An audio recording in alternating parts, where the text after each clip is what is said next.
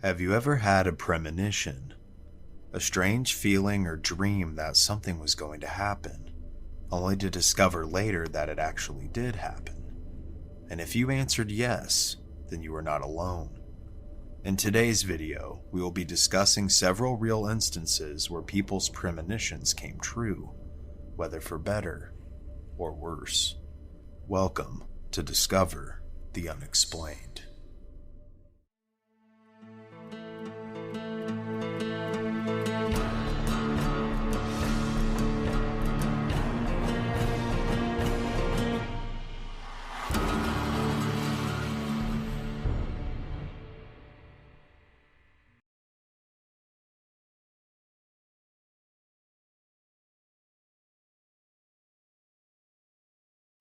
Could we really be receiving messages from a higher consciousness or intelligence other than our own? Many people, myself included, have experienced dreams or feelings of things to come, whether that's feeling reassured that what we're doing is the right path, or whether that feeling is an impending sense of doom. Whether this phenomena is natural or supernatural, there have been several instances that truly make us wonder exactly what is causing this. Published in 1838, the narrative of Arthur Gordon Pym is Edgar Allan Poe's only complete full-length novel. It tells the story of Arthur Pym, a stowaway on a whaling ship. Mutiny, shipwreck, and cannibalism follow, with the cabin boy, a character named Richard Parker, becoming a victim. It is Parker in the story who suggests that a crew member should be sacrificed to provide food for everyone else, as to which the crew proceeds to draw straws. He himself draws the shortest one. In a strange twist of fate, several decades later, an eerie incident of life imitating art occurred. In May of 1884, a ship called the Mignonette set sail from Southampton heading for Sydney. The ship wrecked. When food supplies began to run out, the crew determined that a sacrifice had to be made. They also determined that they could draw straws to figure out exactly who would be sacrificed to feed the others. The cabin boy, a young man by the name of Richard Parker, drew the shortest straw and was subsequently killed and consumed. The ship would eventually be rescued in September of 1884. After which, Captain Tom Dudley and crewmate Edwin Stevens were tried in the case, Regina versus Dudley and Stevens. Both were convicted of murder and sentenced to death, but would later have their sentences reduced to 6 months, given their harrowing circumstances. So did Poe receive a vision of a tragedy that would occur in the future, or was the whole thing just a strange coincidence? Could someone be aware of their own fate? What would happen to them? And if that someone was you, would you want to know? Actress Sharon Tate once told a columnist in an interview for Fate magazine, ironic as ever, that she once had a strange vision that she could see her own death. The vision occurred around 1967 when Tate was dating a celebrity hairstylist by the name of Jay Sebring. One night, while Jay was traveling for work, she was sleeping at his home alone. A home that was once owned by Hollywood agent Paul Byrne, who had literally died in the house. She went on to explain that she began to have a funny feeling when trying to get some sleep, and although she believed she was fully awake at the time, she began to see figures materialize in her room. She saw a small, short man that would later describe Paul Byrne to a T in the bedroom with her. Terrified, she ran out of the room and into the hallway. From here, Tate said that she saw someone or something tied to the staircase, and whatever it was, it had its throat cut. In a bizarre and sad event years later, both Sharon Tate and Jay Sebring would be murdered by the Manson family on August 9th of 1969. And although nobody appeared to have had their throat cut, multiple people who were killed that day were stabbed multiple times and hung as well. So did Sharon Tate predict her own demise? Well, that's up for you to decide. Joe Meek was a British music producer in the 1950s and was responsible for musical innovations such as sampling and overdubbing, and had worked with many rock stars at the time. He was also known for being strange and paranoid. He believed his apartment was bugged and that people were constantly trying to steal his instruments. Meek was also an avid practitioner of the occult, and one night in 1958, he and several of his friends were conducting a tarot card reading and playing with a Ouija board, and the results of which were frightening. During the reading, one of the attendees began to frantically scribble down messages on a small notepad in Meek's living room. The messages read, February the 3rd, Buddy Holly dies. Meeks, a huge Buddy Holly fan, was horrified. The following day, he immediately attempted to get the message to the singer as fast as he could. However, when February the 3rd of 1958 passed without incident, Meek was relieved. Relieved, but still felt an impending sense of doom, and that he had to get the message to Holly. After months of trying, Meek was finally successful. But upon finding out, Holly politely told him that he would be careful when the date came around, and reassured the producer that all would be well. But it wasn't. The following year, Buddy Holly would tragically die in a plane crash on February the 3rd of 1959, along with pop stars Ritchie Valens and the Big Bopper. Years later, Meek, in a fit of depression and insanity, shot his landlord and then himself. This strangely also took place on February the 3rd, but of the year 1967. So was Joe Meek insane, or did he truly receive a message from a higher plane? This answer we may never know, but it's truly bizarre, isn't it? The producer would also claim in the years to come after Holly's death that he would be visited by the spirit of the singer regularly, who would offer him advice. And as to what advice, we'll also never know. So far we have discussed several premonitions that involved people predicting death, something we as human beings are incredibly fascinated with, and why wouldn't we be? But this next story, although it involves tragedy, did save one life.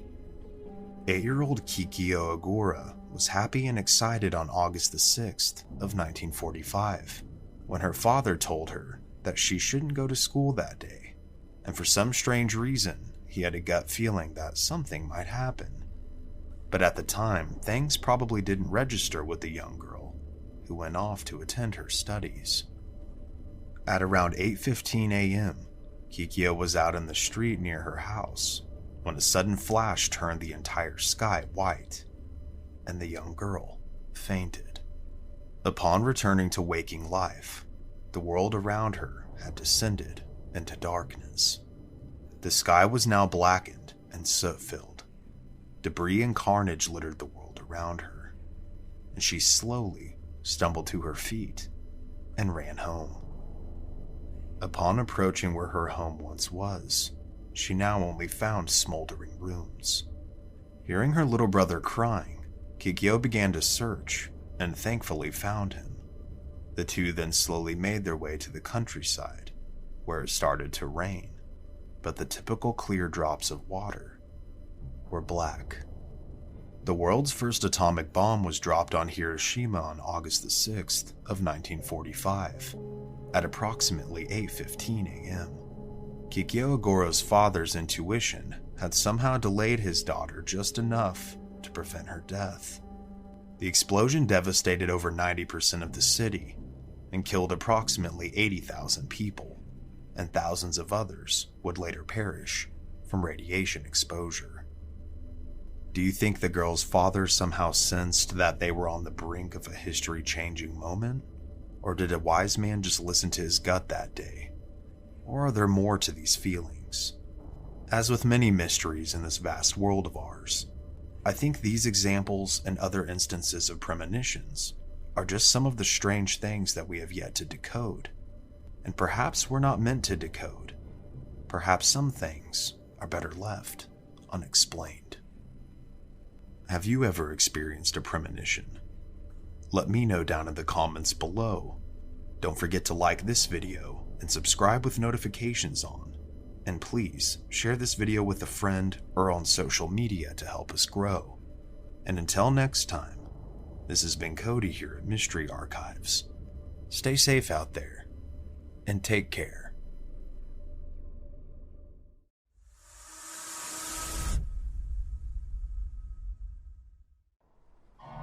Have you ever asked yourself if monsters truly exist?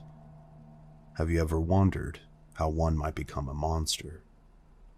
In the cold forests of North America, Native American folklore describes a dark and monstrous spirit that was once human, and it tells of how others might be transformed into this same terrifying creature. Join us on this episode of Discover the Unexplained as we go into the woods. I scoured the forest searching for any firewood that I could find. Before I could grab a large enough bundle, the bushes behind me rustled. My hair stood on end, and I heard my name being called, but I couldn't figure out which direction it was coming from. The voice sounded like my sister, but she just recently left the camping trip not even an hour ago. The voice sounded wrong, like an animal trying to copy a human. I dropped the bundle and I sprinted as fast as I could. Something crunched the twigs and leaves just behind me, dogging my every step. I could feel a breath on the back of my neck. And when I finally reached the campsite is when the footsteps stopped. When I turned back around, I found nothing. It was evening when me and my parents finally left the campsite, and I looked back from our car window and saw a figure standing at the tree line, staring at me with ghostly eyes. It had dark skin stretched over its body, almost like a corpse. But when I blinked, it vanished into thin air. There have been many such stories reported by those who have claimed to have encountered this mysterious creature known as the Wendigo. The Wendigo originates from Native American folklore in both Canada and the northern United States. It is a creature associated with famine, winter, death, and cannibalism. The native ethnographer Basil Johnston described the creature as such. The Wendigo was gaunt to the point of emaciation, its desiccated skin pulled tightly over its bones, with its bones pushing out over its skin. Its complexion, the ash gray of death, and its eyes pushed back deep into its sockets. The Wendigo looked like a skeleton recently disinterred from a grave. What lips it had were tattered and bloody, unclean and suffering from suppurations of the flesh. The Wendigo gave off a strange and eerie odor of death and corruption. The beast's desire for human flesh can never be satisfied, for they are said to grow in proportion to every victim they devour, and they are always hungry. But how are Wendigos born? What horrible process could produce such a man-eating monstrosity of supernatural origin? The answer may be found in the hearts of those the Wendigo has claimed, both in story and in reality. The year was 1879 in Fort Saskatchewan, Canada. Those who knew Swift Runner described him as a likable and trustworthy man who loved his family and was especially fond of his 6 children. He originally was a guide for the Northwest Mounted Police, but was relieved of this position as a result of his alcoholism. After being expelled from his community, he ventured into the wilderness with his family in the winter of 1878. When Swift returned from the harsh winter in 1879 without his family, he was questioned on their whereabouts, and one witness stated, "He said I could not expect to see any of his family because he was the only one left.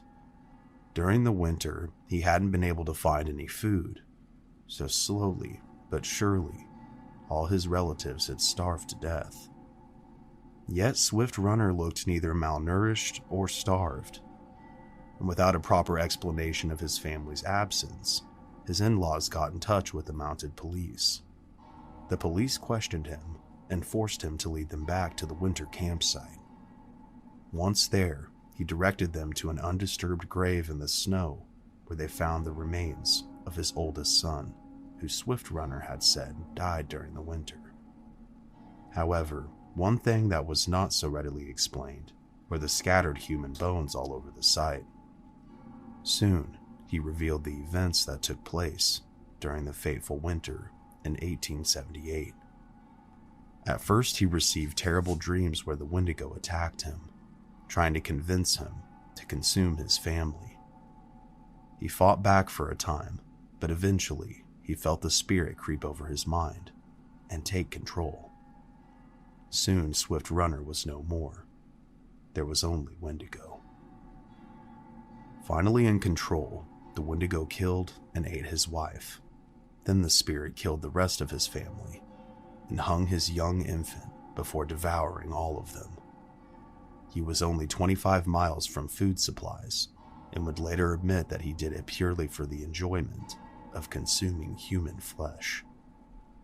Horrified and disgusted by this revelation, the mounted police arrested Swift Runner and he was tried, found guilty, and sentenced to death by hanging. On December 20th, Swift stood on the scaffold and said, "I could kill myself with a tomahawk," he offered, and save the hangman further trouble. This event marked the first formal execution in Western Canada. As a result of cases of cannibalism like that of Swift Runner, some have coined the term Wendigo psychosis as a possible explanation for the culture-bound phenomena of sudden cannibalism among some native peoples, though this has been met with criticism and even outright mockery. But is it mere psychosis, or is there truly something supernatural present within these tales?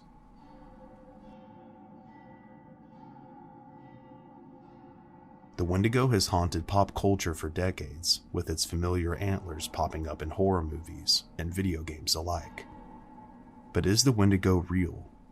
Encounters with the creature have been posted on sites like Reddit, with even more eyewitness testimonies like these, but neither can be confirmed easily, and all have similar elements to that of other frightening creatures said to haunt the forest of the world.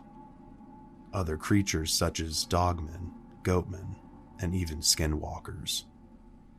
The feeling of being watched of that of a strange emaciated creature makes sighting of these beings almost demonic in nature. Whether they are truly physical beings or spirits capable of possession is anyone's guess. One thing that is for certain is that the Wendigo originates from folklore, where its presence describes a taboo against greed, gluttony, and cannibalism among tribes that certainly would have a good reason to prevent their existence.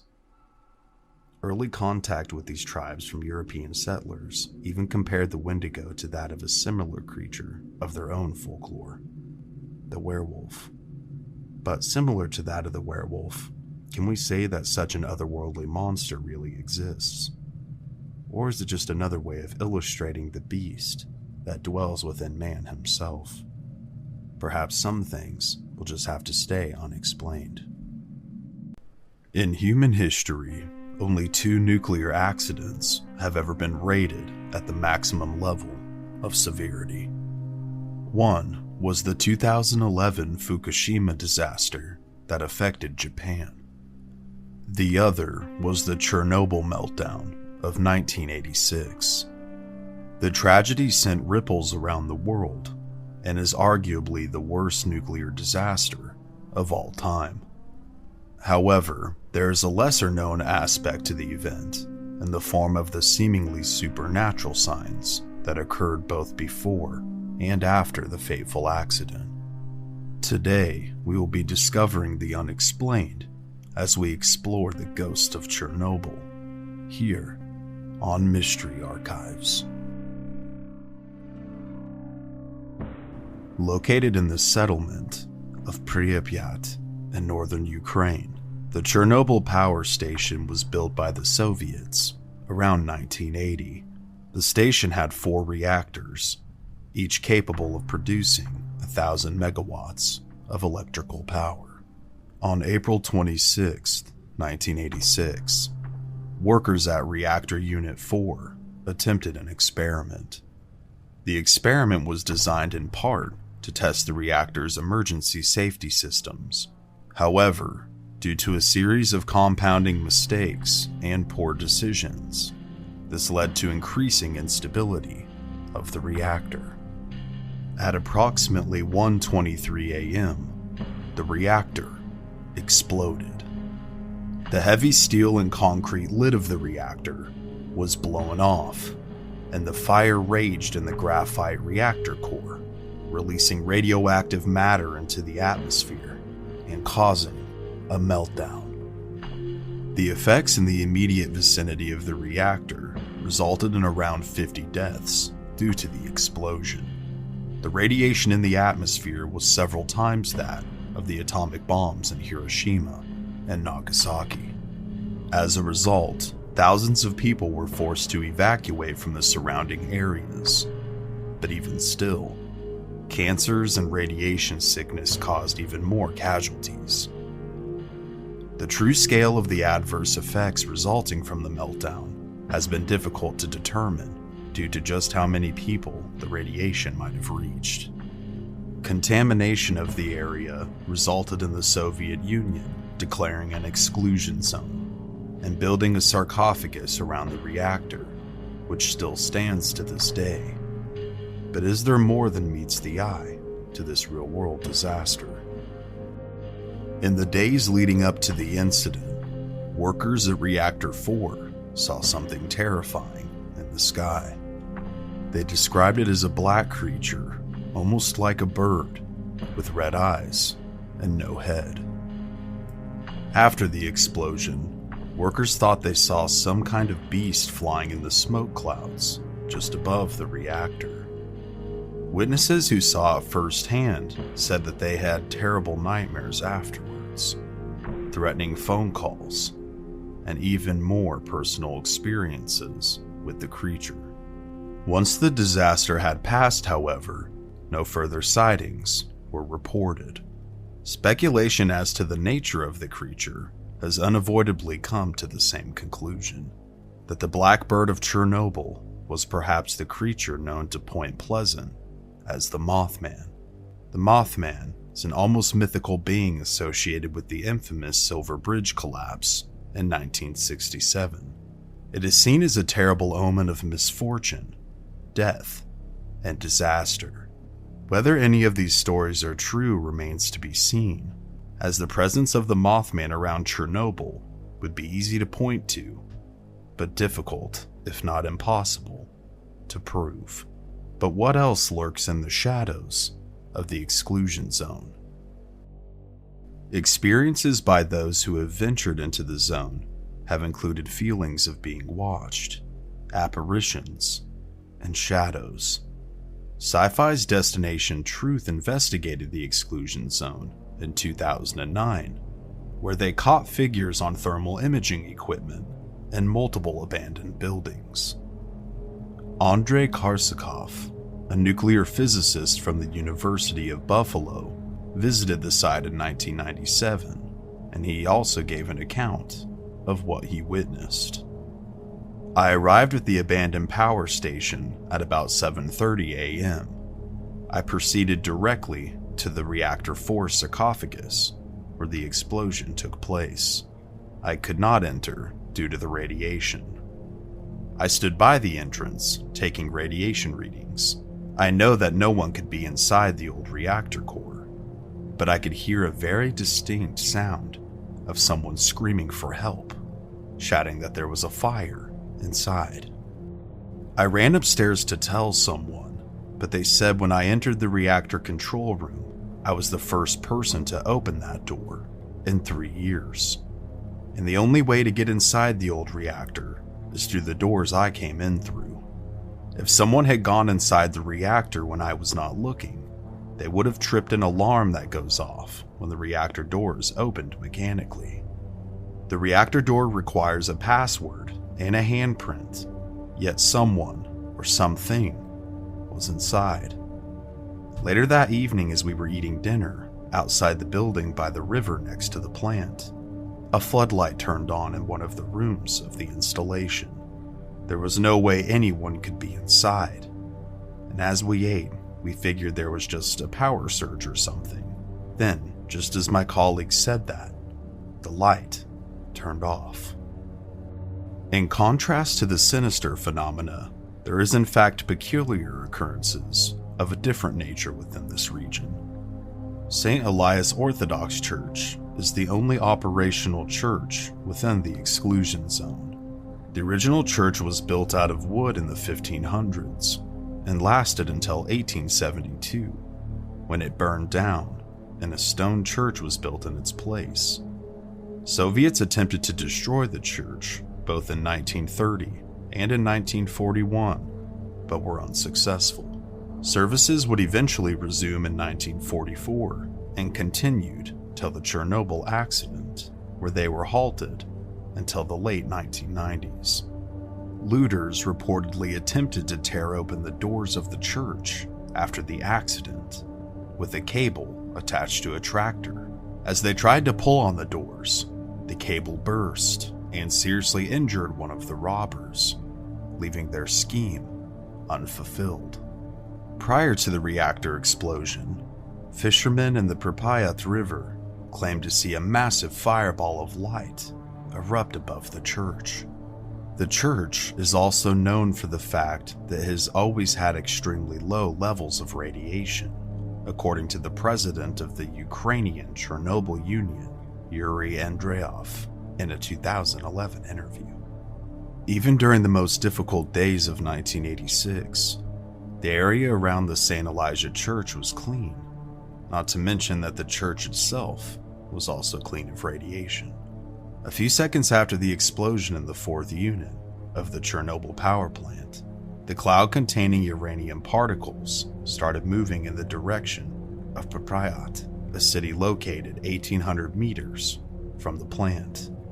There was a pine tree in its way, and the cloud stopped short of this pine, divided into two parts by some unknown cause, and continued moving to left and right sides of the city instead of covering its residential areas.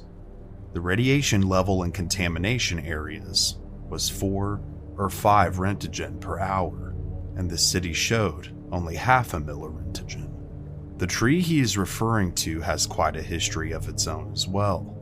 During World War II, the tree was used by Nazis to hang Russian soldiers and partisans, thus giving it the name, the partisan tree.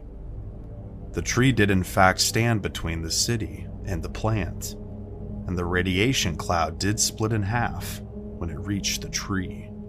Behind it, half the forest turned red and died from the radiation, while the other half remained living. A decade prior to the incident, citizens within Pripyat claimed to see an image of the Virgin Mary in the sky above, giving a blessing with 2 bundles of wormwood in each hand.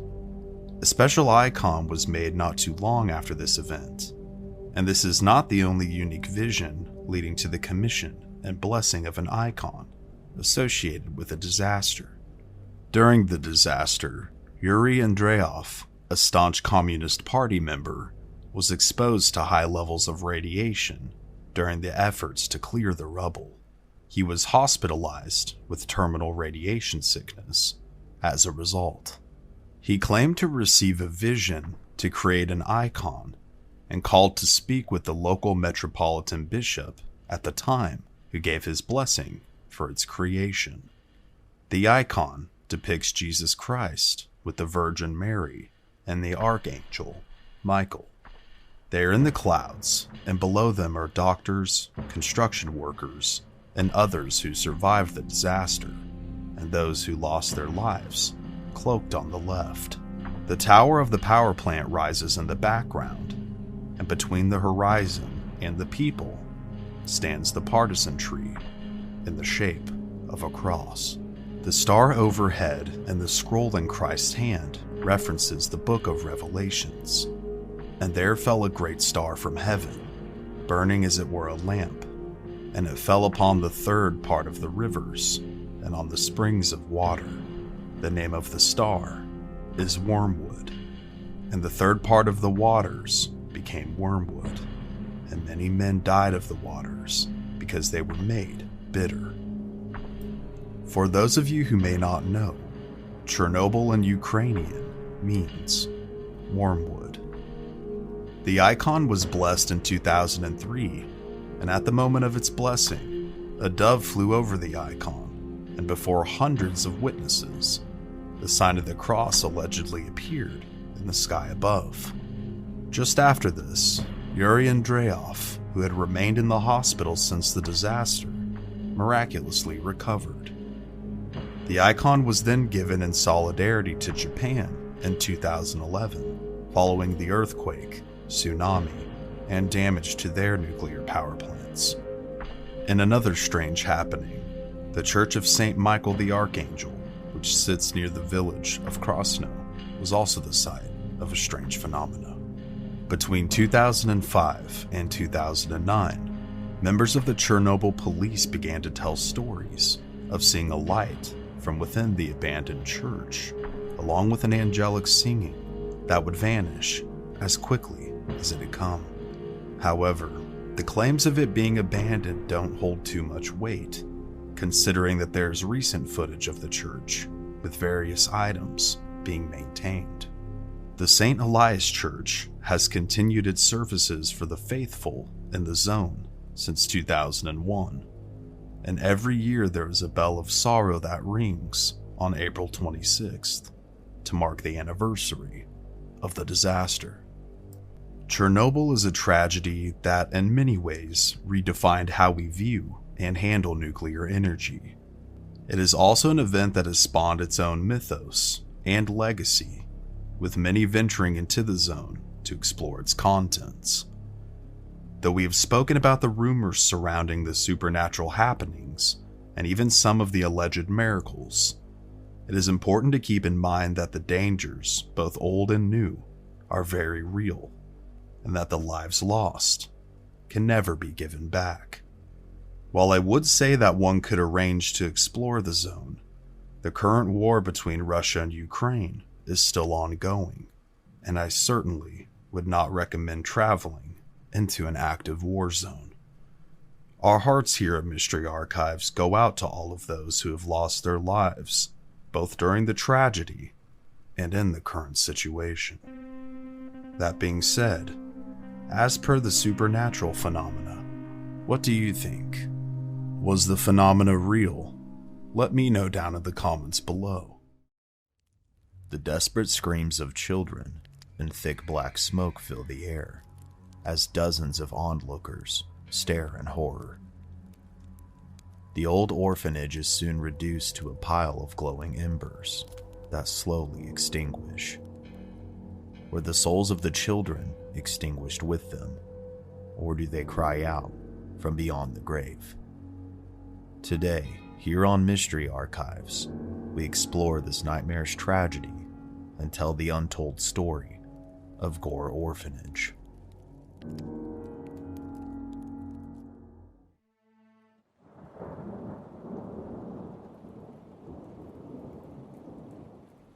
The year was 1902, and a religious zealot named Reverend Johann Sprunger decided to establish an orphanage on Gore Road in the Vermilion area. He and his wife Katharina had moved to Ohio after their prior orphanage had burned down in Bern, Indiana. Although it was located on Gore Road, the actual name of the orphanage was Light of Hope, although its name would not fit its future reputation. The new orphanage consisted of 4 sets of farm buildings covering a total of 543 acres. A magnificent Greek-style mansion now sat abandoned on the property as well, and it too had a strange and tragic backstory. Originally built by a man named Joseph Swift in the 19th century, It housed elaborate furnishings, ornate woodwork, and marble columns. But happiness soon turned to tragedy when Swift's 5-year-old daughter suddenly passed away, and within a matter of months, his 24-year-old son would also pass. Shortly after both of these terrible happenings, the Swift family investments began to dry up, forcing Joseph to sell his once dream home to a man named Nicholas Wilbur, who was a renowned spiritualist. Mysterious rituals and seances were said to have been conducted regularly in the secluded mansion, conjuring up the spirits of deceased children. The spirits were said to inhabit a particular room within the mansion itself, and that Wilbur's own children were psychic and could communicate with them on a regular basis. Tragedy would also befall Wilbur as well. 4 of his grandchildren would die at the mansion during a diphtheria epidemic. The mansion was then abandoned in 1901, roughly 1 year prior to Sprunger purchasing the land. Sprunger did not, however, try to use this mansion as part of his orphanage. He decided to utilize it as part of a self-sustaining religious community instead. It housed a small chapel and a printing press, proudly stamping Bibles and other religious texts printed there with Light of Hope. The orphanage grew to be quite large population-wise. It housed over 100 children at any given time. Boys lived at a farm called the Hughes Farm, while the girls lived at the Howard Farm. But rumors of darkness and despair would begin to plague Light of Hope.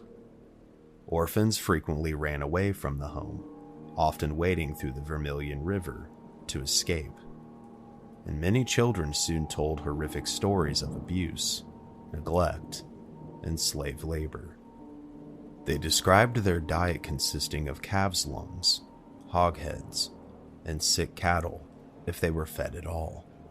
Their food was also often cooked in the same pots that were used for boiling undergarments. And the allegations didn't stop here. They would go on to describe rat-infested quarters where the children lived, and how the rats would often bite children as they tried to sleep. The children also only had 1 tub per farm to bathe in, and they could only bathe every 2 weeks, and had to use the same water as the other children. Sprunger would also apparently rent the children out to neighboring farms as laborers for a price, and would beat the children with a thick leather strap if any of them dared to step out of line. Illness was apparently only treated via prayer, and the children didn't receive a proper education as they were meant to. In 1909, a formal investigation was conducted by the state of Ohio, but because there were no laws on the books at the time, they failed to be able to do anything about the situation. The Sprungers would ultimately admit to many of the allegations that were lobbied against them. The fate of Light of Hope would soon come to fruition, however. Mr. Sprunger died just 2 years after the conclusion of the investigation, leading to the closure of the orphanage in 1916, after years of financial troubles. The children would be dispersed throughout the local community and/or returned to any relatives that would take them. But unlike the infamous legend, there is actually no evidence of the orphanage burning down whatsoever. But there is an eerily similar event that happened about 40 miles away from where Light of Hope is located. Shortly before the orphanage investigation, in 1908, a disaster took place in the town of Collinwood. The school mysteriously caught fire and caused the deaths of 176 students and 4 adults. These poor souls either burned to death or were trampled in the ensuing chaos. According to witnesses, the children attempted to exit the building through the main stairwell, but it was already blocked by flames. The majority then tried to make their way to the rear exit of the school, but it was unfortunately locked. Crammed together with little to no room to move, the fire swept from hallway to hallway, consuming all in its path. The cries of the children disturbed desperate parents and onlookers who could do nothing to save them. After the tragedy, the school's janitor would be accused of setting the blaze, but was later proven innocent. He himself lost 4 children in the fire and was terribly burned trying to rescue one. And for a time he was detained by the police in protective custody to keep the residents from lynching him.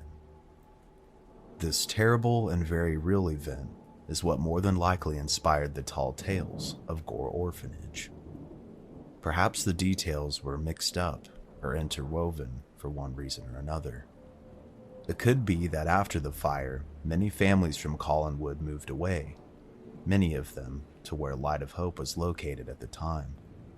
The fire itself brought an end to the town of Collinwood, leading to its annexation into Cleveland just 2 years after the tragedy. Although Gore Orphanage, or Light of Hope, also shared a dark past, it would also experience a fire, but one much different than the legend. After its abandonment, it quickly became a dwelling ground for teenagers and troublemakers. The Swift mansion soon became covered in graffiti and would be burned down in 1923, more than likely by the same culprits. This is what remains of the site today. And although there is no evidence of anyone passing away during the days of Light of Hope Orphanage, there certainly is a dark past and multiple deaths that have taken place upon the land. The dark rituals and seances conducted within the Swift mansion in and of itself could have conjured something into this world that shouldn't be here. And since its abandonment, a lot of paranormal activity has been reported in or around the site. Apparitions, disembodied voices, balls of light, screams, and ghostly handprints are just some of the strange paranormal activity that has been reported on Gore Orphanage Road. And whatever the case may be, whether the stories are true or false, one can say with certainty that given the dark events of the land that we're aware of, it's not surprising that this legend continues to live on today, and that Gore Orphanage has earned its spot in history as Ohio's most haunted destination. Hidden away within the Andes Mountains near Lima, Peru, there lies a plateau that is inundated with mystery. The area is home to multiple massive granite rocks that resemble those of human faces, animals, and religious symbols that no one truly knows if they were carved or naturally formed. And this isn't the only strange thing about this place.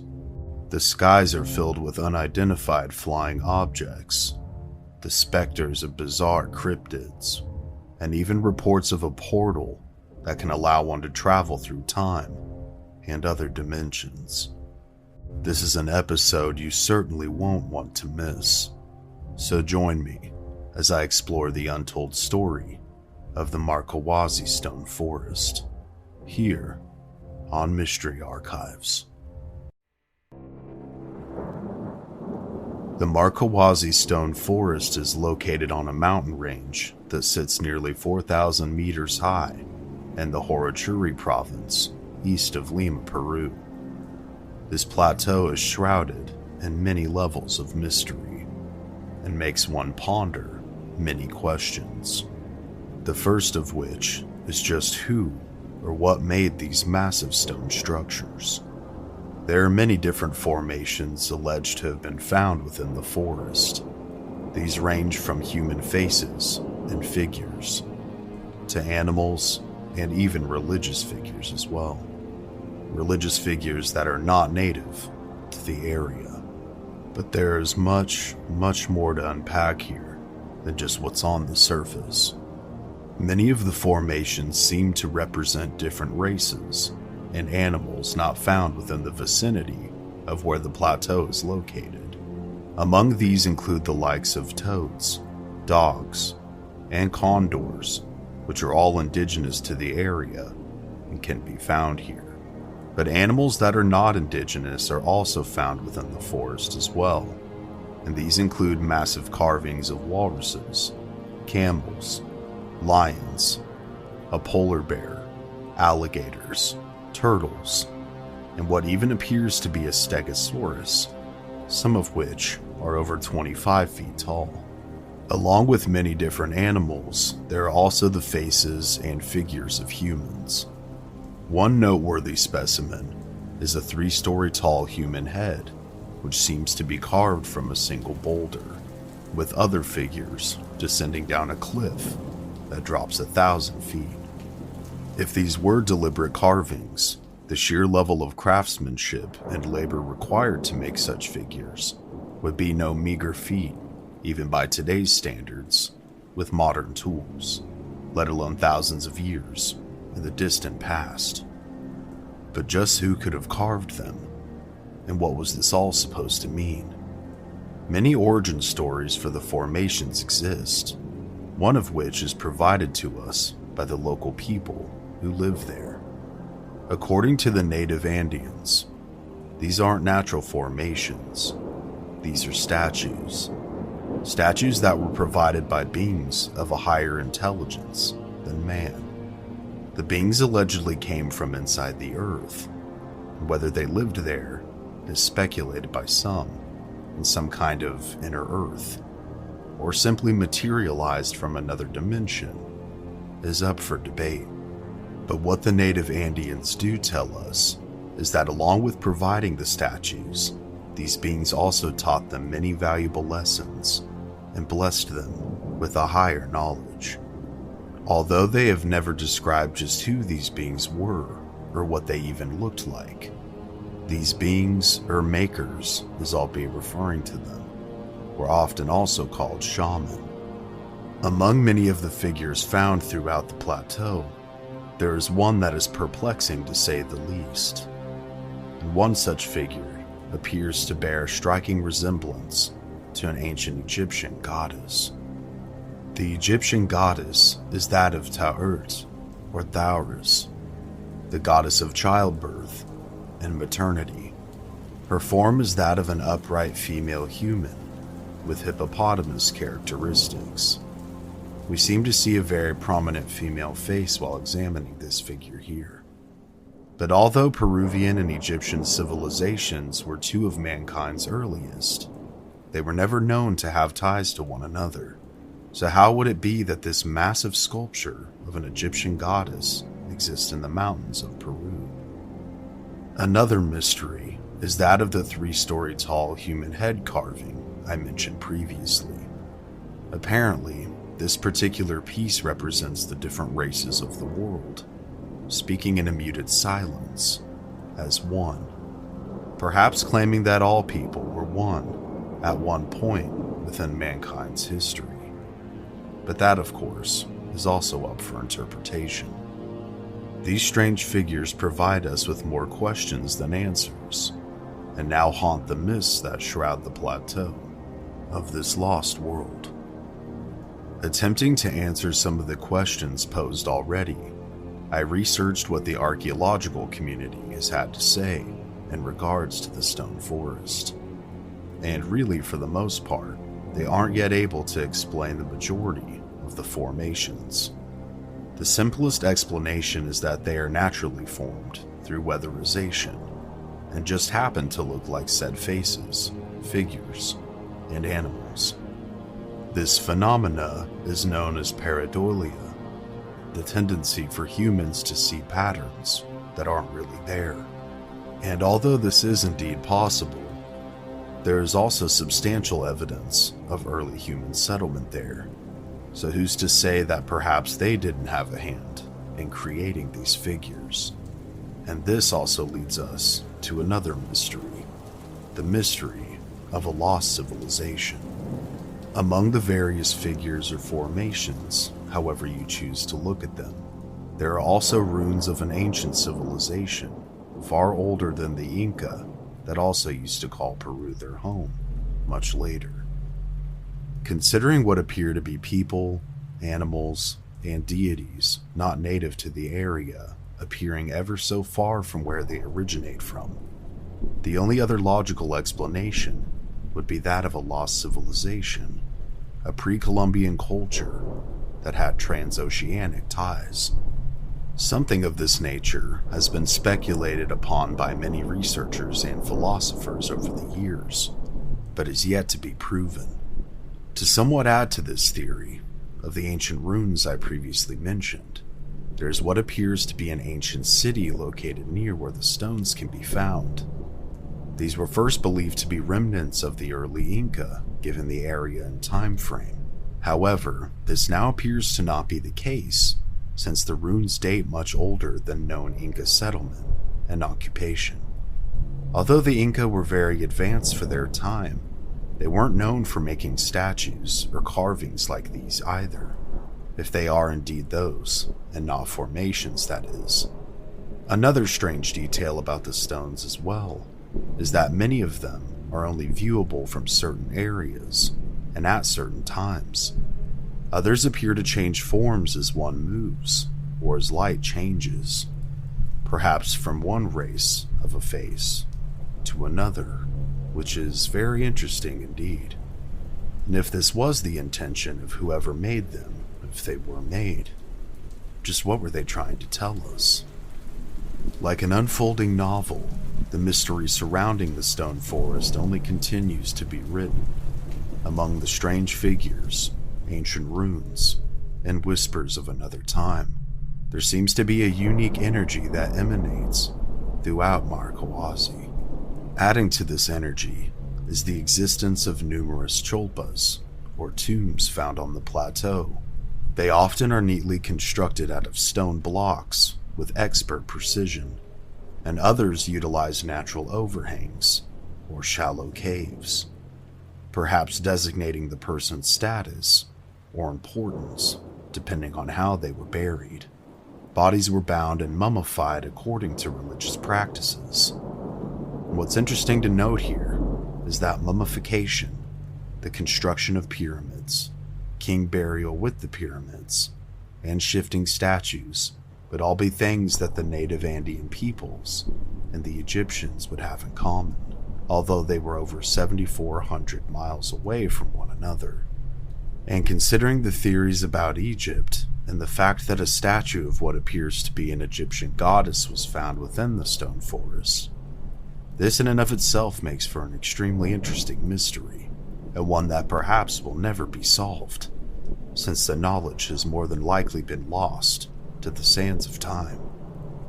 But as noted by many who have visited, there seems to be the feeling of a strange energy emanating from the plateau itself. Could this energy be attracting extraterrestrial life? Over the years, hundreds of supposed sightings of UFOs have taken place at the Markawasi Stone Forest and the nearby surrounding area. These have become so commonplace that it's prompted Peru to reopen its Office of UFO Investigation. While many of the official reports are classified, often stated as an issue of national security, there is one extraordinary story that was apparently experienced by the president of Peru at the time. A former commander named Julio Camaro stated in a rare interview with the BBC that then President Fujimori was on a fishing trip within the Markawasi lagoons with his full security entourage, when a luminous sphere rose from the water and hovered over the boats, before then shooting off into space at an unimaginable speed. This experience and multiple military sightings and encounters were apparently what prompted the office being reopened. As to what could seem to be drawing these objects to the stone forest and the surrounding areas remains to be seen. Or could they have been there from the beginning, lying and waiting to re-emerge? UFOs aren't the only strangeness that's witnessed here. Stories of cryptids and spirits are also commonplace among the mists of the mountains. One such creature is known as the Gray Giant. It is described as a tall gray humanoid figure with long arms and legs, and has been seen numerous times around the stone forest. This is alleged footage that was taken of the creature by nearby residents several years ago.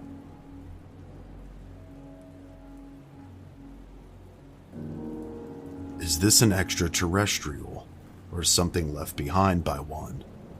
Or could it be one of the makers the native Andeans spoke about when describing how the stones came to be? Another interesting phenomena that's been experienced here is that of spirits, or translucent beings. Many visitors have reported not only seeing ghostly apparitions, but feeling or being pushed by them as well. Local residents describe them as ghosts and say they are the spirits of the people who used to inhabit the forest. They often also materialize as bright and distant lights, usually glowing white or red. This is one such story of a traveler who visited in 2010 with a group of friends, and it seems to capture multiple things that I've mentioned thus far. On the first night camping out, the campsite was about 700 meters away from the last town. We all saw a ghost, a person all in bright white, floating from the cemetery in the direction of the nearest town at 1 a.m. in the morning. Take into account that for the cold at night, nobody in the highlands leaves home after 8 p.m. On day 2 during the walkings, the group experienced the presence of someone behind them, walking at a close distance all the time, or were seeing someone walking in the distance that suddenly disappeared. We were told by the nearby people of the town that these also were ghosts. By nighttime on the same day, red lights in the distance were moving on the nearby hills, but in a zone where no towns or houses were located. We checked this the next morning. Constant discharging of batteries from cameras with no apparent reason. And finally, UFOs were clearly seen by everyone in the group, moving on the sky slowly at first, then as fast as shooting stars, and changing directions all the time. There were many, and they even got super close to us. So close that we could see the roundness of the object. We were so freaked out that we turned off the lanterns right after the object vanished. Could these spirits or ghosts perhaps not be the remnants of those who once occupied this place? Could they perhaps be beings from another dimension, or people existing within another realm of reality? Could there be doors between our world and something else? There are reports, and one such story in particular, that makes us ask these questions, and much more. An anonymous patient, due to the confidentiality protocols, came to see a doctor by the name of Raul Centino in Lima, Peru.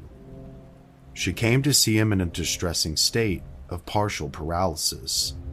Her condition was described as hemiplegia, where one half of the human body is paralyzed. But the stated condition didn't seem to make sense after tests had been ran. Upon undergoing a CAT scan, no visible signs of brain trauma or swelling, the causes of hemiplegia, were present. Already baffled by what he was seeing develop in his patient's case, the doctor was even more taken aback when she began to describe what happened to her. The woman had apparently recently been hiking near the Markawasi stone forest with some friends, and as they approached where they were going to set up camp, the group began to hear music drifting towards them from the mountains. After some walking, upon closer examination, they noticed a small stone cabin lit from the inside with torches, and they witnessed what appeared to be figures dancing around inside. Approaching further out of sheer curiosity, the patient began to feel a strange coldness overtake her body, but pushing through, upon peering inside the building, the woman claimed to have seen occupants clad in 17th century clothing, or older, like she was watching a history documentary of some sort. But in reality, as she attempted to step into the house, she only made it halfway before she was pulled back by a friend who was very scared and had a bad feeling about the entire experience. From here, within a matter of minutes, a deathly feeling of numbness overtook half of the woman's body, the same half that had managed to make it into the strange house. After the ensuing panic and transportation, the woman was then brought to the doctor. After this consultation, the woman then began intensive physical rehabilitation in a national hospital located in Lima. Her recovery status from here remains unknown. Could there really be portals or time slips in this world? Glimpses into the past as if it's existing side by side with you? Could this be through a wormhole, a rip in time, or access to another dimension? These questions and more come to mind when pondering just exactly what this woman, and I'm sure several others, have experienced within the strange mists of the Markawasi stone forest. Could it be the source of the energy many have spoken about, or is it being caused by something else? Just who or what exactly caused the stones to resemble human and animal faces and figures? And given the fact that we saw a video of an alleged extraterrestrial, just who or what are the native Andeans referring to when they describe the makers? These questions and more have been brought to the surface today, and I'm curious to know what you guys think. So if you're visiting, now you know you might not want to wander too far within the Andes Mountains of Peru, because something or someone may just make you a permanent resident. There was once a place where the dead whispered, where buried secrets lie dormant for generations, only to unleash a horrific evil once they were unearthed. This is the story about a family who endured a living nightmare in what was supposed to be their dream home. This is the untold story of the Summerwind mansion and the hell that dwelled within its walls. The home that would become known as Summerwind was originally built in northern Wisconsin in 1916 by then U.S. Secretary of Commerce Robert Lamont. Originally called the Lamont Mansion after it was finished, it sat upon 80 acres of property. Alongside the large home, which contained 3 large chimneys, guest quarters, and a large basement, sat another smaller building, which is where the servants lived. And from the beginning, things just didn't seem quite right. The mansion was fairly isolated, especially given the time period. The road conditions were poor at best, and the area in which it was in receives heavy snowfall throughout various times of the year, which led to most of the winters being waited out among the estate. During the first long winter at the property, the servants were soon being tormented by what they described as a translucent woman, first seeing her staring at them from the main window of their quarters from the courtyard, to her then beginning to materialize within the home itself. Mr. Lamont initially dismissed these claims as nothing more than paranoia, thinking his servants were either delusional or getting stir-crazy given the weather. And this was until one cold evening when he was made a true believer. While he and his wife were enjoying their dinner together on the first floor, they were interrupted by the basement door shaking violently.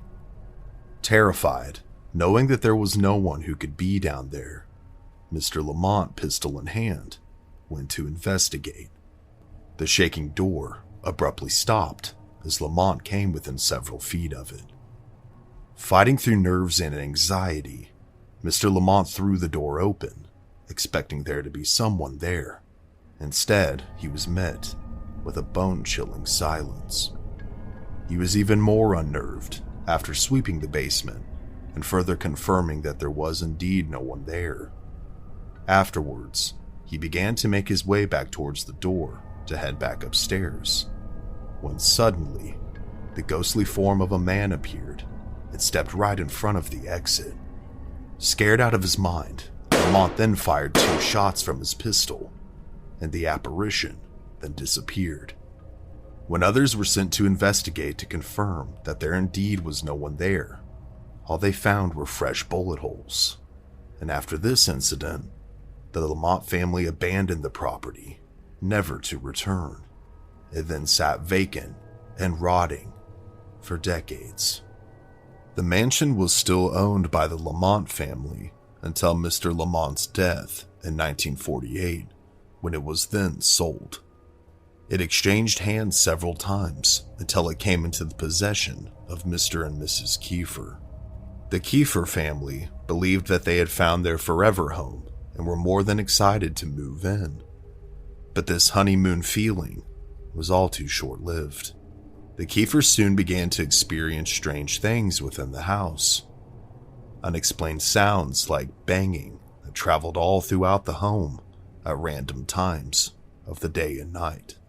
Glimpses of shadows out of the corner of their eyes, and the feeling as if they were being watched at all times. These experiences soon led the family to their breaking point, and they too would abandon the mansion, leaving behind all of their belongings, food, clothes, and furniture. Mrs. Kiefer would later state that she believed if she took anything with her from that house, that something horrible would happen to them. And although it was still owned by the Kiefer family, the estate yet again sat rotting away for years to come. And not only that, but word of just why it had been abandoned had reached the local community as well, leading to it being called the Old Haunted House. The Kiefer family, despite their unfortunate experiences, would end up being the lucky ones. In 1969, Ginger Henshaw was visiting a friend and was told that she had to visit the old haunted house with her. Intrigued, she agreed and soon found herself approaching in a car, catching her first fleeting glimpses of Summerwind through fingerprint-speckled window glass. She would later say that upon seeing the home, she felt sorry for it. She felt that it was calling out to her soul, crying out to her soul for her to save it. She almost immediately became obsessed with the idea of living there. Her husband, Arnold, owned a construction company, and shortly after her initial trip with her friend, would also take a trip there with his wife to see just what all her excitement was about. Knowing what it would take, Arnold immediately saw the potential and agreed that it may just be the perfect investment for the family.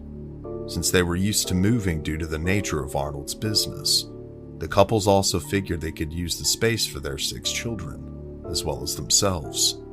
They then were able to reach out to the Kiefers and make them an offer that they couldn't refuse for this massive fixer-upper. First impressions certainly go a long way for most people, and not everyone will get the same impression either. Contrary to her parents' impressions of Summerwind, 9-year-old April got a much different feeling altogether, one of unease and fear. She described Summerwind as a huge, dingy, and decrepit place, and that she was immediately overcome with a feeling of dread, like she didn't belong there.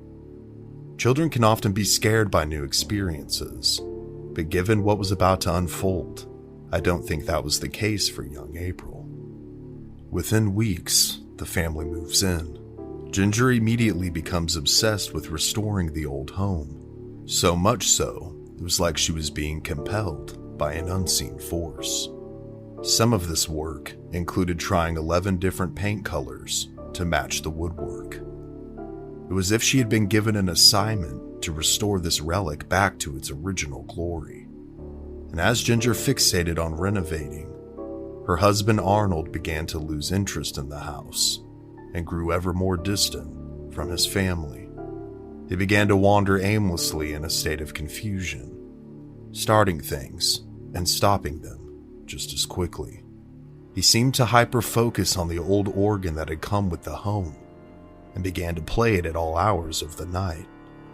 Along with this, he began to be tormented by something that he couldn't see, and he believed that if he stopped playing, something horrible would happen to him. Meanwhile, Ginger continued her work. As the days continued to tick by, slowly but surely, the family began to experience very strange activity within the home. This began with small items often being misplaced when there was no one around to move them. But this soon escalated to chairs being moved. One moment they'd be up against the dining table, and the next moment, up against the wall. And no matter what room you were in or what you were doing, you always felt as if you were being watched. Along with this omnipresent watcher, the family began to be awakened by disembodied crying at odd times during the night. The crying was described as something trying to mimic the crying of a baby, but it just wasn't quite human. And there were no children that age residing within the home at the time. Footsteps also followed them wherever they went, and didn't stop when they reached them. They would often cascade onto the walls. They would also hear the walking above their heads, as if someone or something simply defied gravity and walked around and above them. Now several weeks into what was supposed to be their forever home, the Henshaw family was now experiencing activity not of this world. Arnold had also grown more distant, more reclusive, and was no longer acting like the sweet man that he had once been. His personality had completely shifted, and he was no longer himself.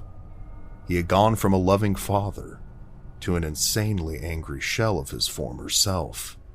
His daughter April would later describe him like this: any little thing would seem to set him off, and you would have to bear the brunt of his rage. These possession episodes only grew in intensity, and he became more and more evil. An example of this is that one day the family's pet raccoon escaped, sending Arnold into a frenzy. He attempted to force the children into the nearby woods to look for it. Amidst the altercation, thankfully their mother intervened and kept him from sending them there. As a punishment to the children, Arnold found and then killed the raccoon in front of them. Despite the radical changes that were taking place within her family and daily life, Ginger attempted to regain a sense of normalcy. Attempting to put the strange activity out of her mind, she hosted a dinner party with some friends who hadn't seen her or the family since they had moved into Summerwind. Things seemed to be going well, and that was until she made a quick trip to the kitchen to get some snacks for her guests, who were sitting in the parlor. As she loaded a plate with food, the muted warmth of company was shattered by a scream. Ginger rushed to the room to find her guests screaming in terror as they witnessed the ghostly form of a man with a misshapen face appear directly in front of them. Within seconds, they rushed out of Summerwind and would never speak to Ginger ever again. Although what she had suspected all along, Ginger's worst fears were now confirmed. She was dealing with something not of this realm. And even though she knows she's not insane, it's of little consolation. Arnold has continued to spiral deeper into madness. His playing on the old organ has now become more frequent than ever, and has grown more dissident and demonic in tonality. Within 2 months, Arnold has gone completely berserk and has lost all grip of reality. He's lost his construction business because he simply stopped working, and all of the family's assets are depleted, having purchased and renovated the home. And now he's on the verge of losing his family. His daughters, now ages 8 and 10, believe that the house is what is destroying their family. They have both contemplated suicide, a horrific absolute for anyone, but it's particularly disturbing because of their young ages. Ginger now often seeks refuge in the nearby woods, choosing to sleep on the forest floor rather than in her own home, because she's grown so terrified of what inhabits the property. But this time, winter is quickly approaching. Due to the lack of income, the gas and electricity to the home have now been shut off, and the family's daily life has devolved into basic survival needs. A broken water pump now forces them to also have to haul water from the nearby lake. Along with continuing to deal with Arnold's insanity and the paranormal activity, they are struggling just to stay warm. They've now moved all of their mattresses into the living room around the fireplace, and have resorted to burning the furniture, no matter how expensive, just to live. While stripping part of the woodwork in her room to use as firewood, April was met with a horrific discovery. Upon pulling a board back, she was greeted face to face with a human skeleton. Its gnarled teeth and empty eye sockets staring back at her, with small strands of hair still attached to the scalp. Isolated and traumatized, the Henshaws continue to barely exist. As the icy winds howl outside of the mansion, and although it's taken nearly everything going wrong, Ginger finally reaches her breaking point. Pride has kept her from calling her father, but pride is slowly giving way to her fear. Fear for herself and her children's lives. So she finally does the right thing. Walking through the frozen woods, she makes her way to the closest neighbor's house and makes the call. And like a knight in shining armor, the following morning, Ginger and the girls are rescued. Arnold stays behind, but would leave Summerwind the following day to be committed to a mental hospital. Whatever hope him and Ginger once had for their relationship has long since been shattered. He was never seen or heard from by the family again. The home would be foreclosed on and resold to a new owner, but just when they thought the war was over, a new chapter was just beginning. In later interviews, Ginger would state that she wasn't into haunted houses or the spiritual world, but after what she experienced at Summerwind, she felt that she had to discover and learn about it to make sense of what had happened to her. Upon being rescued by her father, Ray, Ginger told him everything, every last detail of what had taken place. However, her father didn't believe her. He didn't doubt that there had been dysfunction and breakdown within her marriage, but he did doubt that the paranormal had anything to do with it. The year is now 1972, and Ginger and the girls are now living with Ginger's father in Ontario, Canada. Ginger has become an avid student of the paranormal, reading every last book that she can get her hands on to try and decipher just what happened at Summerwind. Since her time there, she's vowed to never return under any circumstances. But to the contrary, her father cannot seem to get the place out of his mind. And without her knowledge, he arranges a meeting and a showing of the mansion with the new owner, a woman named Mrs. Murray. Since purchasing the home, she's been unable to sell it and refuses to go inside due to a personal experience she never spoke about. Upon the arrangement, Ray and his son, Ray Jr., go inside. Ray Jr. has just been discharged from the Army after several tours in Vietnam during the war and needs something to help keep him busy and help him adjust back to civilian life. Upon seeing Summerwind, like his father, he is also immediately drawn to it, describing it as the most fascinating home he's ever seen, like a mix of all different styles of architecture, and that the home looked like it needed someone to care for it, like a puppy in the rain. Both men make their way inside, and it isn't long until they feel like the home is watching them. But despite a mysterious chill in the air, Ray decides to make the purchase. But like his daughter before him, he too will soon discover that he's purchased more than what he could have ever bargained for. Ray Jr. quickly gets to work renovating the old home. He calls multiple contractors to try and get assistance with the work, but as soon as they would find out where the work was to be done, they would stop returning his calls. So Ray continued, alone. One day, shortly after his work had began, Ray was frightened by something.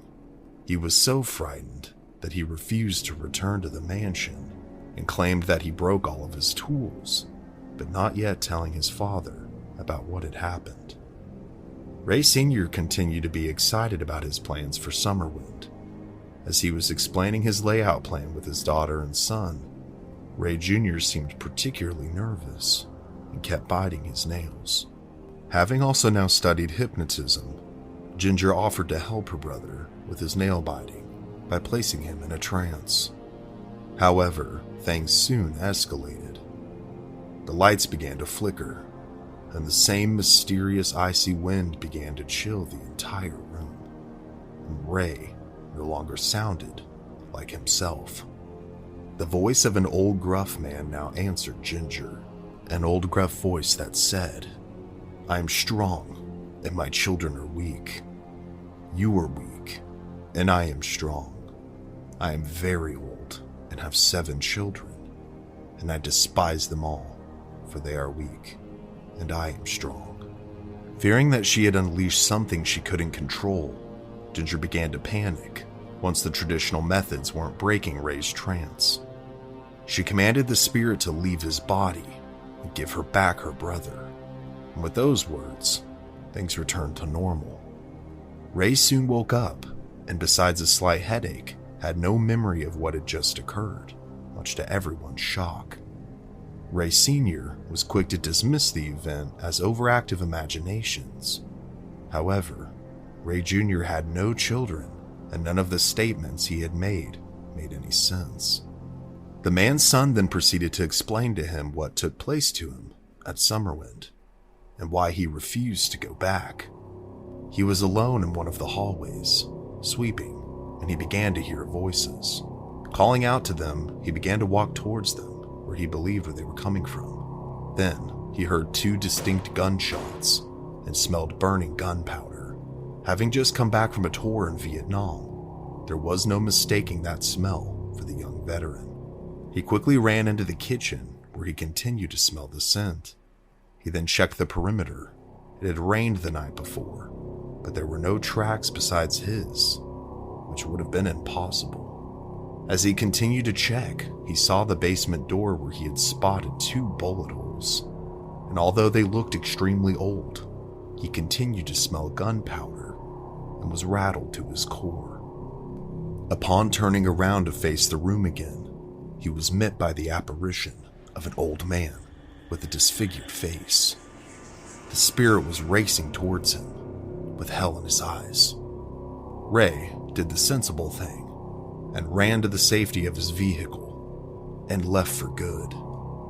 Knowing his son was a staunch atheist and non-believer prior to this event, Ray Sr. was astonished. Given all the information and details both his daughter and son had now shared with him, along with his newfound obsession with the home, Ray now believed that there was some kind of force attempting to communicate with them. But about what exactly, he wasn't sure. Upon her father's request, and although it took much longer than anticipated, Ginger placed him in the same trance that she had placed her brother. During his hypnosis, Ray Sr. finds himself at Summerwind searching its halls. He then began to descend into the basement, where he discovered a box hidden behind some old stones in one of the walls. Upon opening the box, he sees a land grant written in 1767, signed by someone named Jonathan Carver.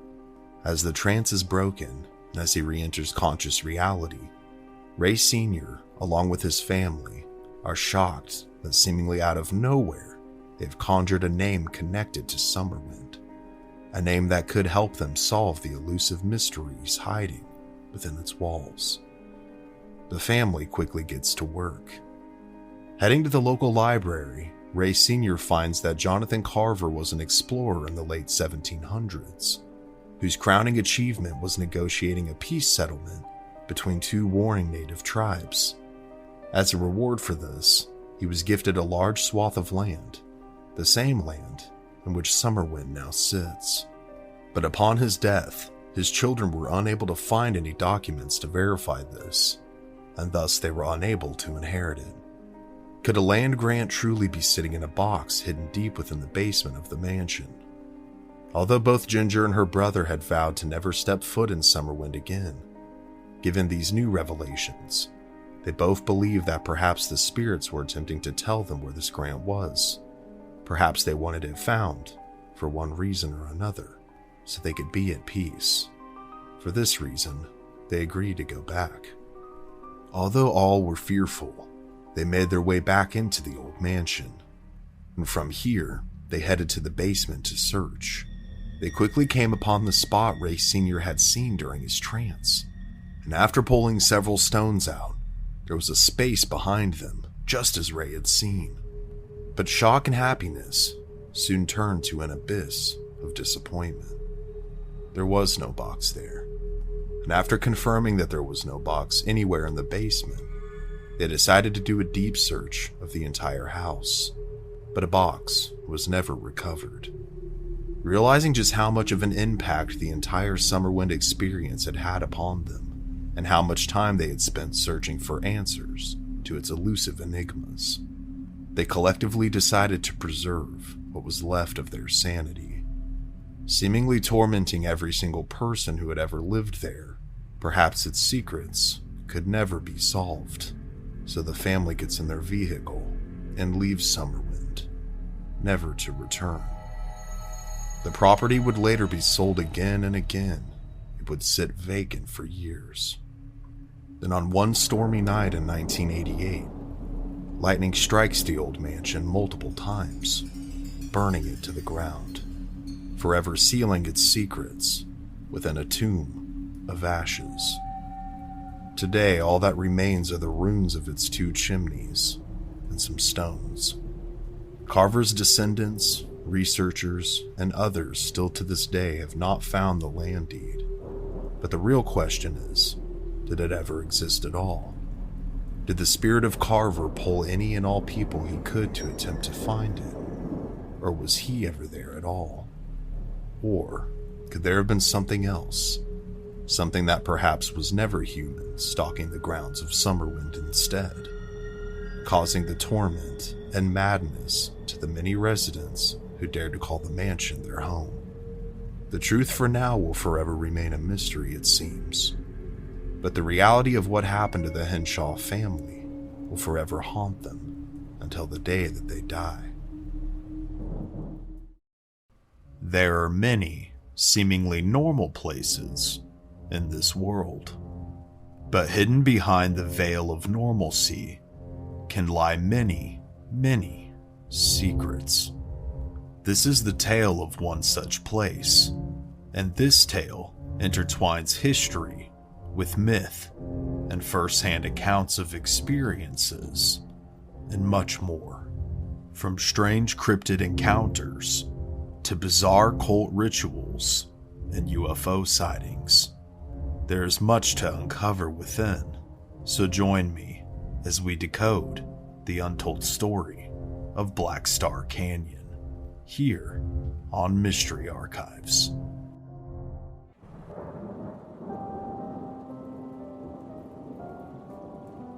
Black Star Canyon is known by many throughout the state of California as a wide-open space full of family-friendly trails. However, it should be known for much more than just this. Unlike many of Southern California's trails, Black Star has been the site of a plethora of horrific events that have taken place throughout history, as well as a multitude of strange sightings, which we'll get into later. Located in Orange County, California, in the Santa Ana Mountains, the canyon was originally known as Canada de los Indios under Spanish rule, and then later under Mexican rule as part of Alta California or Nueva California. The first known recorded negative event that took place there was in 1831. Local ranchers were being terrorized by horse thieves from the Shoshone tribe, a Native American tribe that was active in the area at the time. Unable to track the thieves down themselves, they banded together and were aided by a local mountain man named William Wolfskill. Over several weeks, Wolfskill and the ranchers tracked the thieves down until they came upon their encampment. Here, they discovered much more than they had bargained for. Not only had the tribesmen ate their horses, but they found several still cooking human limbs over the crackling campfire. Disturbed and angered, the ranchers overwhelmed the natives they encountered there and massacred them, before then desecrating and leaving their remains. But this would be only one of many shocking events that would take place here and add to the darkness of the canyon. The land in which the massacre took place on would eventually fall into the hands of William Wolfskill and eventually a man named James Irving.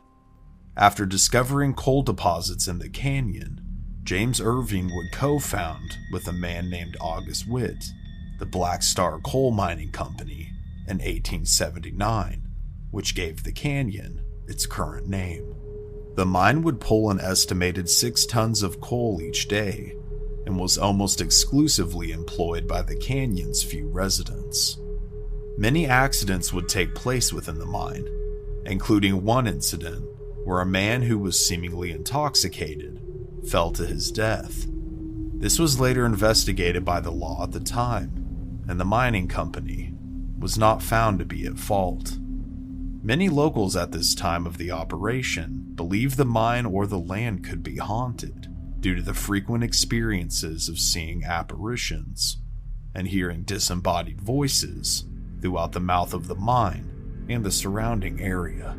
Many of the apparitions were described as natives adorned in tribal garb. The mining operation, like many during this era, soon became unprofitable, and the Black Star Mining Company was soon sold by Irving. It would later be replaced by the Santa Clara Mine, a much more successful and sustainable company that would lead to the sustainment of the town of Carbondale, located nearby. It would go on to operate until it closed for good in the early 20th century. Another unfortunate event that took place upon the land happened on June 9th, 1899, at a place called Hidden Ranch, located within the canyon. Hidden Ranch was owned by a man named Henry Hungerford of Norwalk and George Howard of Anaheim. On June 8th, 1899, James Gregg, his brother-in-law, and a teenage boy by the name of Clint Hunt arrived to drive out cattle that Gregg owned and paid pasturage for on the land. That evening, a dispute broke out over unsettled debts between Gregg and the property owners. Howard owed Gregg $10 on a horse trade, and Gregg had an outstanding pasturage bill of $17.50, a total sum that would equal approximately $98,000 in today's money. While Gregg insisted that Hungerford and Howard accept a settlement of $7.50, or about $26,000 in today's money, a heated exchange broke out between the two, but they eventually would go their separate ways, and ultimately would go to bed for the night. However, the following morning, upon reconvening, the argument simply started back up. Amidst the resumed dispute, Henry Hungerford would ultimately fatally shoot and kill James Gregg. It wasn't long after this incident that Hungerford was arrested and brought to the trial for the murder before Judge J.W. Ballard. Initially convicted of the murder, the trial results were overturned due to the judge granting a motion for a new trial on the grounds that not enough evidence had been produced to convict beyond a reasonable doubt. Since no new evidence was available upon the start of the new trial, the district attorney, a man named R.Y. Williams, had no choice other than to dismiss the case. Henry Hungerford would get away with the murder of James Gregg. And since then, many have claimed to see Gregg near Hidden Ranch. In considering the circumstances in which he died, out of a lapse of judgment, heated emotions, and reaction, it wouldn't surprise me if his soul was still wandering the land, even to this day. Besides events of the distant past, there have been more modern tragedies to take place within the canyon as well. I'll be focusing on the ones that took place directly in the geographical area of Black Star, and not the surrounding areas. It's been rumored but cannot be confirmed that in the 1970s, a bus driver lost control of the bus that transported local children to and from school. The bus then subsequently crashed into the Black Star Canyon, killing everyone who was on board. The corpse of the bus then sat within the canyon for more than 40 years until it was removed in 2013. Many people have reported being pushed by what felt like child's hands and hearing children whispering and laughing near the bus when it was still there, but there was never anyone around. In 2001, in a brazen act of evil, 2 men and 3 boys associated with a gang known as the LTK Crew were arrested after the beating of 2 teenage boys and the violation of their teenage girlfriends within Black Star. The suspects confessed to being under the influence of alcohol prior to the attack and began also taking drugs while the attacks were in progress and after they had taken place as well. In 2002, a very sad and unfortunate event also took place. Nicholas Anderson and his brother Glenn Anderson entered the Blue Light Mine in hopes of exploring the abandoned mine and having an adventure, but the 2 brothers tragically would never make it out alive. Oxygen levels inside the mine were recorded at only 4%. The mine, which has a total of 11 entrances, only had 3 properly blocked off at the time of the Anderson brothers' deaths. There has since been a project in place to seal the additional entrances to prevent any further tragedies from taking place. Of just the several events that we've covered so far, as I've mentioned before in previous videos similar to this one as well, some believe that unspeakable events of evil, such as murder or massacre or even untimely death, can oftentimes leave a wound upon the land, and a haunting, as some believe, is similar to a scar upon the land, where the event has long since passed, but the energy of it, once having taken place there, still exists. One theory that's been discussed is that the majority of the canyon is comprised of limestone, which has long since been debated by the paranormal community since the 1970s to be a type of stone that captures and stores bursts of energy, like those that would have been discharged at the prior events mentioned. Could this possibly be contributing to the hauntings and other strange events taking place within Black Star Canyon today? Another theory is that many believe the canyon to be a kind of portal, whether that's to another dimension, the other side, or something else entirely, such as a different universe. It's hard to say, but the following stories may pique your interest as to why they feel this way.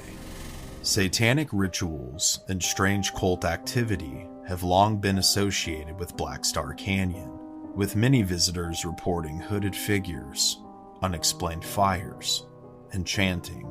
Some have even reported witnessing the sacrifice of an animal. Hikers have discovered satanic imagery carved into various stones along trails, used black candles, animal skulls, and bloody objects. Many of these claims could be dismissed as legend or an overactive imagination according to most, but could there be more to these claims than mere speculation? Through some digging, I found a reference. As noted in the book, The Truth About Freemasons, the Illuminati, and the New World Order by SDS and CMW, an individual who used the alias Pindar claimed to be a member of the Illuminated Brotherhood, also known as the Illuminati to most. This individual claimed to be from the Alsace-Lorraine region of France and would attend major satanic ceremonies in Europe and parts of the United States regularly. One such ritual was said to have originally been hosted on a regular basis in the Trabuco Canyon in California. However, urban sprawl and development led the organizers to move the rites to Black Star Canyon instead. If this were true, it could possibly tie in or contribute to some of the legends that you're about to hear. Many strange things have been spotted within Black Star. One of those is a sighting of an ape-like creature within the canyon and throughout the surrounding area. Aside from dozens of reports by locals and tourists alike having claimed to have seen the creature, it has also been documented as being seen on 4 different occasions by 4 different rangers. This is a photo of one alleged encounter. Could the activity of one or several dark cults have brought forth something into our world that isn't supposed to be here? Or is it something that's lived here all along? Another strange creature that has been witnessed draws from an old Spanish folktale. The Spanish, of course, controlled the area prior to Mexico, and the folktale is that of La Llorona. There are many origin tales, but from my research, it seems that La Llorona, or the Weeping Woman, was a woman named Maria who married a wealthy man who she eventually bore 2 children to.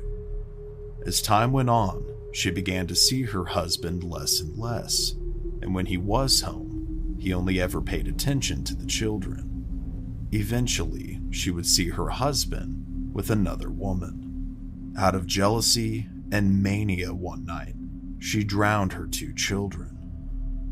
Immediately regretting this horrid decision, she then drowned herself. She was denied entry through Heaven's Gates, and now searches the world for her lost children, often being seen in a white bridal gown with a disfigured or animal-like face. She's typically seen floating in bodies of water and attacks children, as well as adults.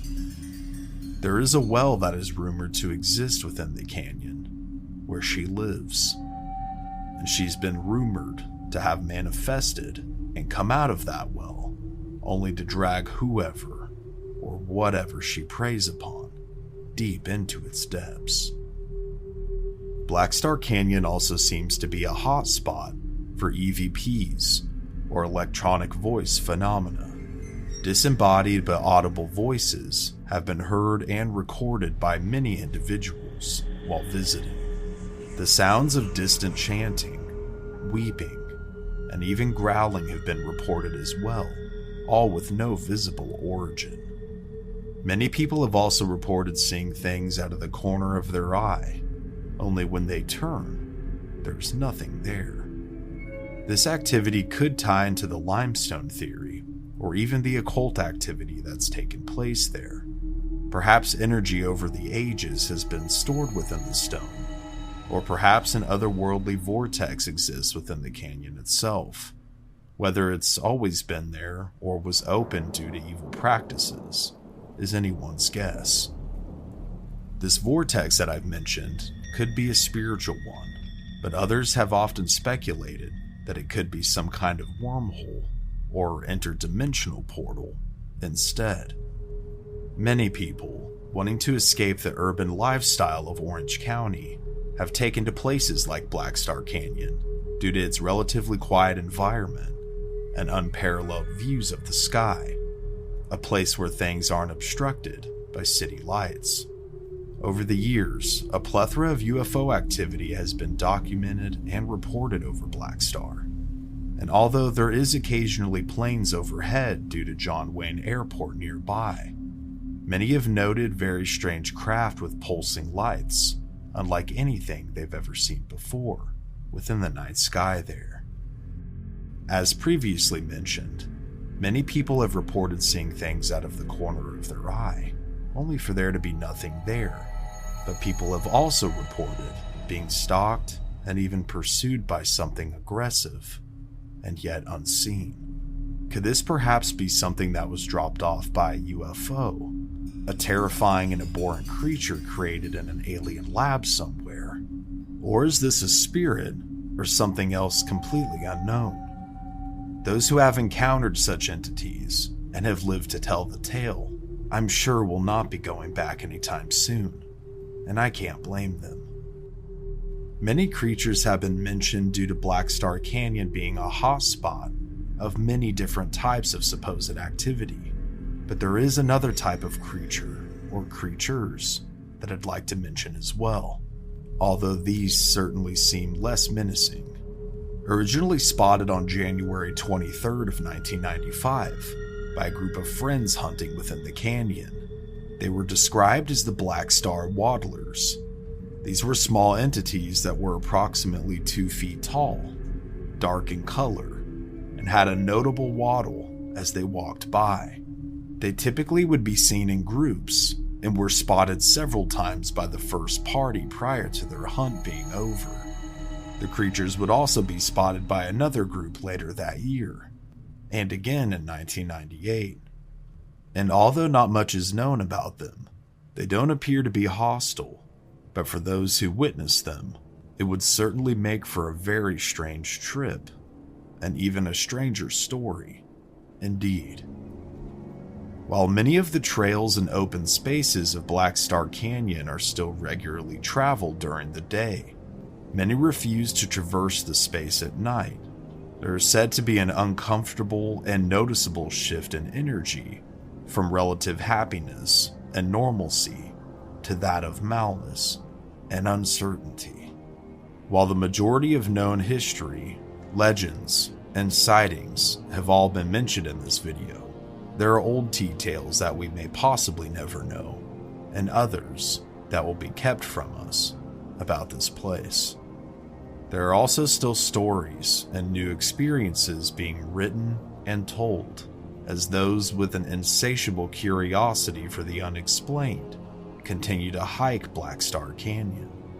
So if you find yourself in California and want to experience the weird, then Black Star Canyon might just be the place for you. But if I were you, I wouldn't recommend staying too long, because you may never leave. Most of us are familiar with the foggy and desolate streets of a place called Silent Hill, whether it's been through video games or movies. There's something psychologically terrifying about a monster-infested hellscape with a fire burning deep beneath its grounds. But as many of you may not know, Silent Hill, or at least the inspiration behind the concept, was based on a real-life place. Today we're going to learn about the history of Centralia, Pennsylvania, otherwise known as Silent Hill, here on Mystery Archives. The town that would become known as Centralia was founded and incorporated into the local borough in 1866. The main employer within the community was the various coal mining companies that operated within the area. And although a job like coal mining carried various risks, it provided a decent life for the majority of the 2,000 citizens that occupied the town. But although being a much-needed financial lifeline at the time, it would soon also be its downfall. The coal mining continued until the 1960s, when most of the companies went out of business. And by this time, the borough had grown to home a total of 5 schools, 7 churches, 5 hotels, 27 saloons, 2 theaters, a bank, post office, and 14 general stores.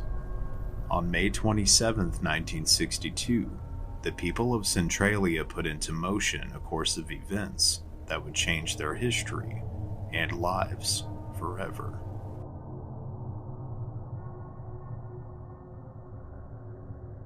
It was a Monday, and the citizens were getting ready for their Memorial Day festivities to take place just a few days later. But there was a problem that hadn't been dealt with yet. Due to their continued population growth, the main landfill had been overflowing for quite some time.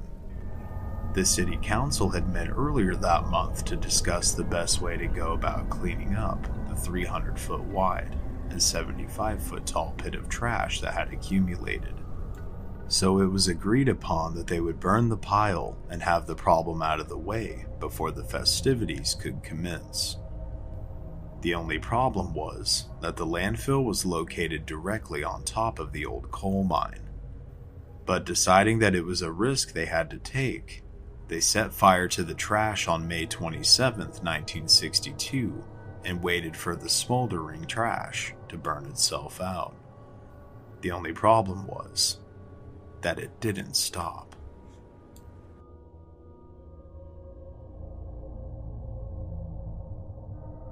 The fire soon grew out of control despite the best efforts of the local fire department, and it latched onto the old coal seam from the mine and slowly but surely spread throughout the mines under the city. Despite the initial panic and realization of the magnitude of a situation they were dealing with, I could only imagine how those in charge must have felt. Some of the first residents to notice that things were heating up, so to speak, were the town's gas station owners.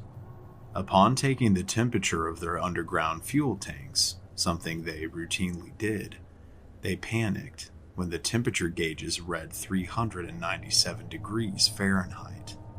To put it in perspective, gasoline typically combusts around 495 degrees, so it was only a short time before the ticking time bombs exploded around the city. Some residents began evacuating on their own volition, and soon flames were visible, coming out of cracks in the ground, and more flames began to be spotted over the days to come. And when those flames were extinguished, the residents began reporting the constant smell of smoldering trash and coal. Over the next several weeks, the authorities tried almost every conceivable effort to smother the blaze. They pumped water into the mines daily. They covered the surface with clay and pumped a slurry of ash, water, and rocks into the mine. But all efforts failed to stop the hell that was now burning deep beneath their beloved town.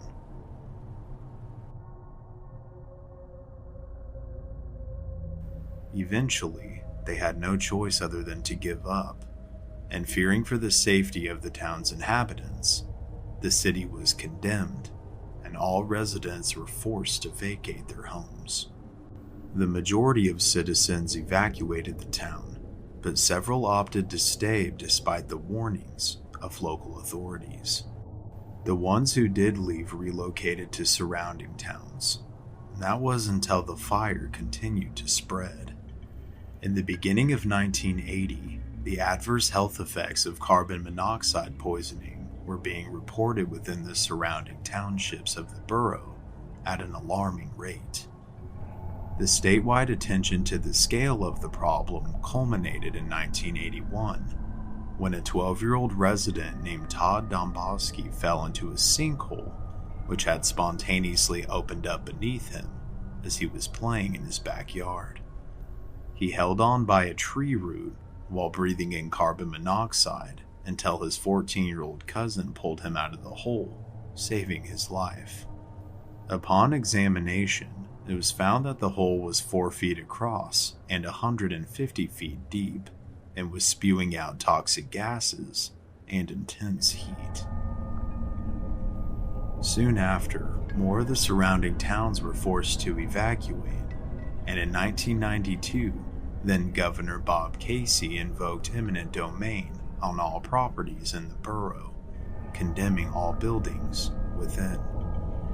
A subsequent legal effort by the few remaining residents failed to have the decisions reversed, and in 2002, the U.S. Postal Service revoked Centralia's zip code 17927. And despite $42 million worth of relocation payments and buyouts, the last remaining residents were again ordered to leave, but refused. They eventually reached an agreement with local and federal officials to allow them to live out the rest of their lives in their homes, and afterwards, their homes would be seized under eminent domain to ensure that no one else could live in the condemned areas. Centralia has since become a ghost town and a bit of a tourist attraction.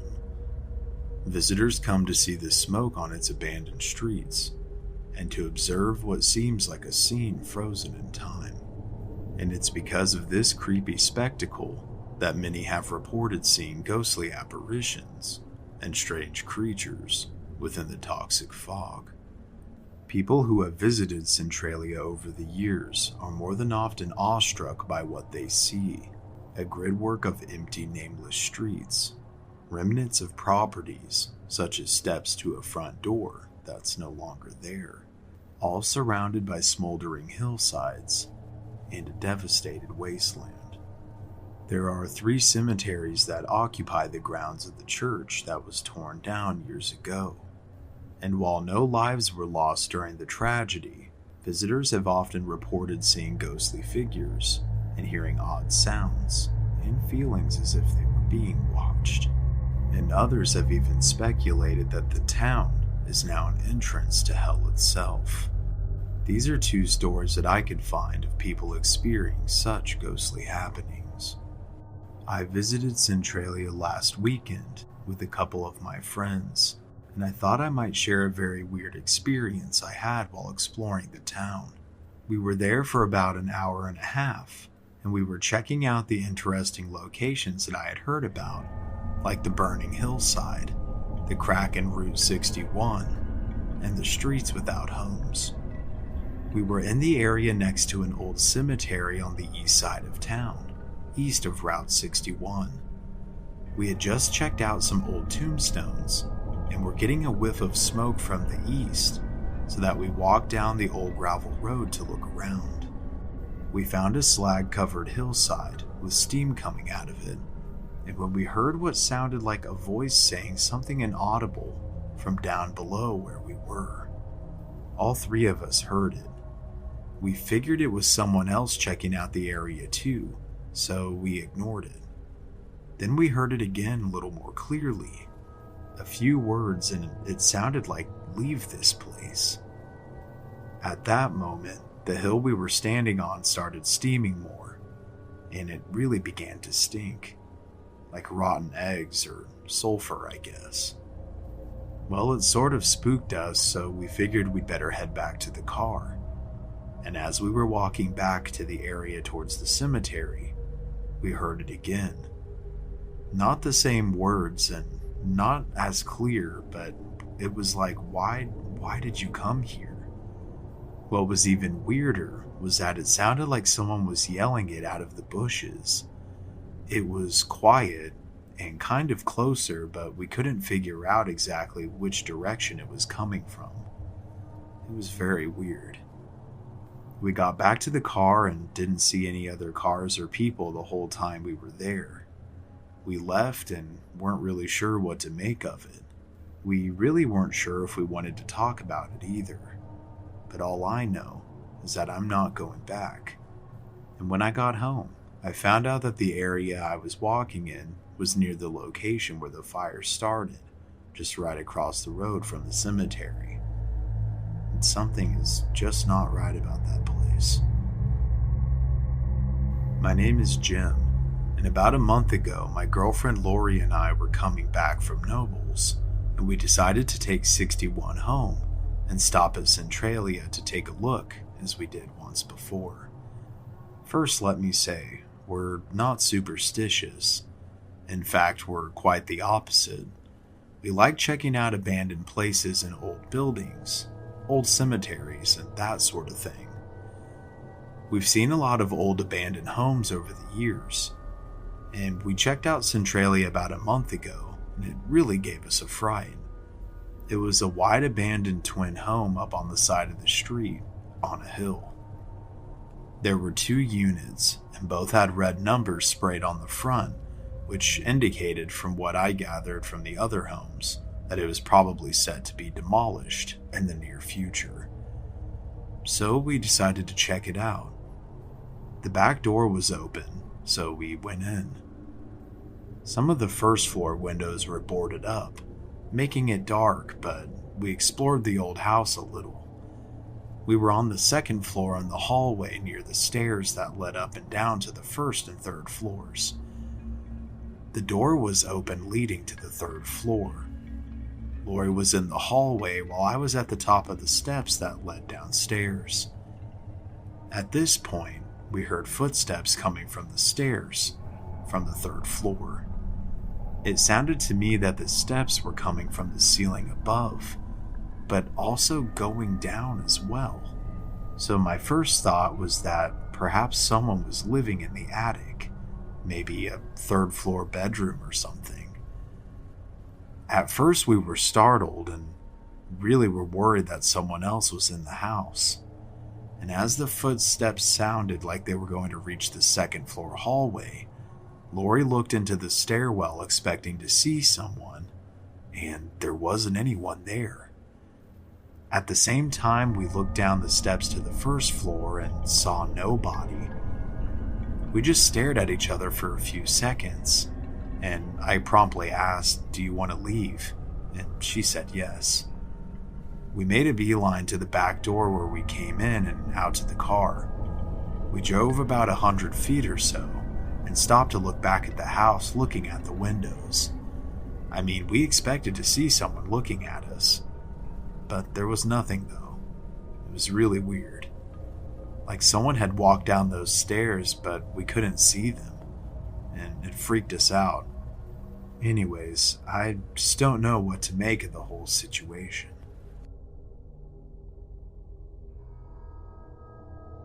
The coal mine fire of Centralia was indeed a tragedy, and it's my speculation that although no one was lost during the situation, perhaps the collective trauma was enough to stir up whatever could have been lurking there, or attracted something that wasn't there before. Losing your home and essentially your history due to an accident, and really for any reason at all, must have been devastating.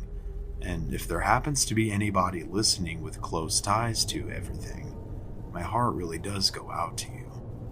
As for now, the legend of Centralia continues to live on as a desolate place where there is no people and no happiness. A smoldering wasteland. A true Silent Hill. Hidden away deep within the forests of Belgium, there lies a heavily guarded castle that is said to be the home of unspeakable horrors. Legends are abundant and strange surrounding this secluded building.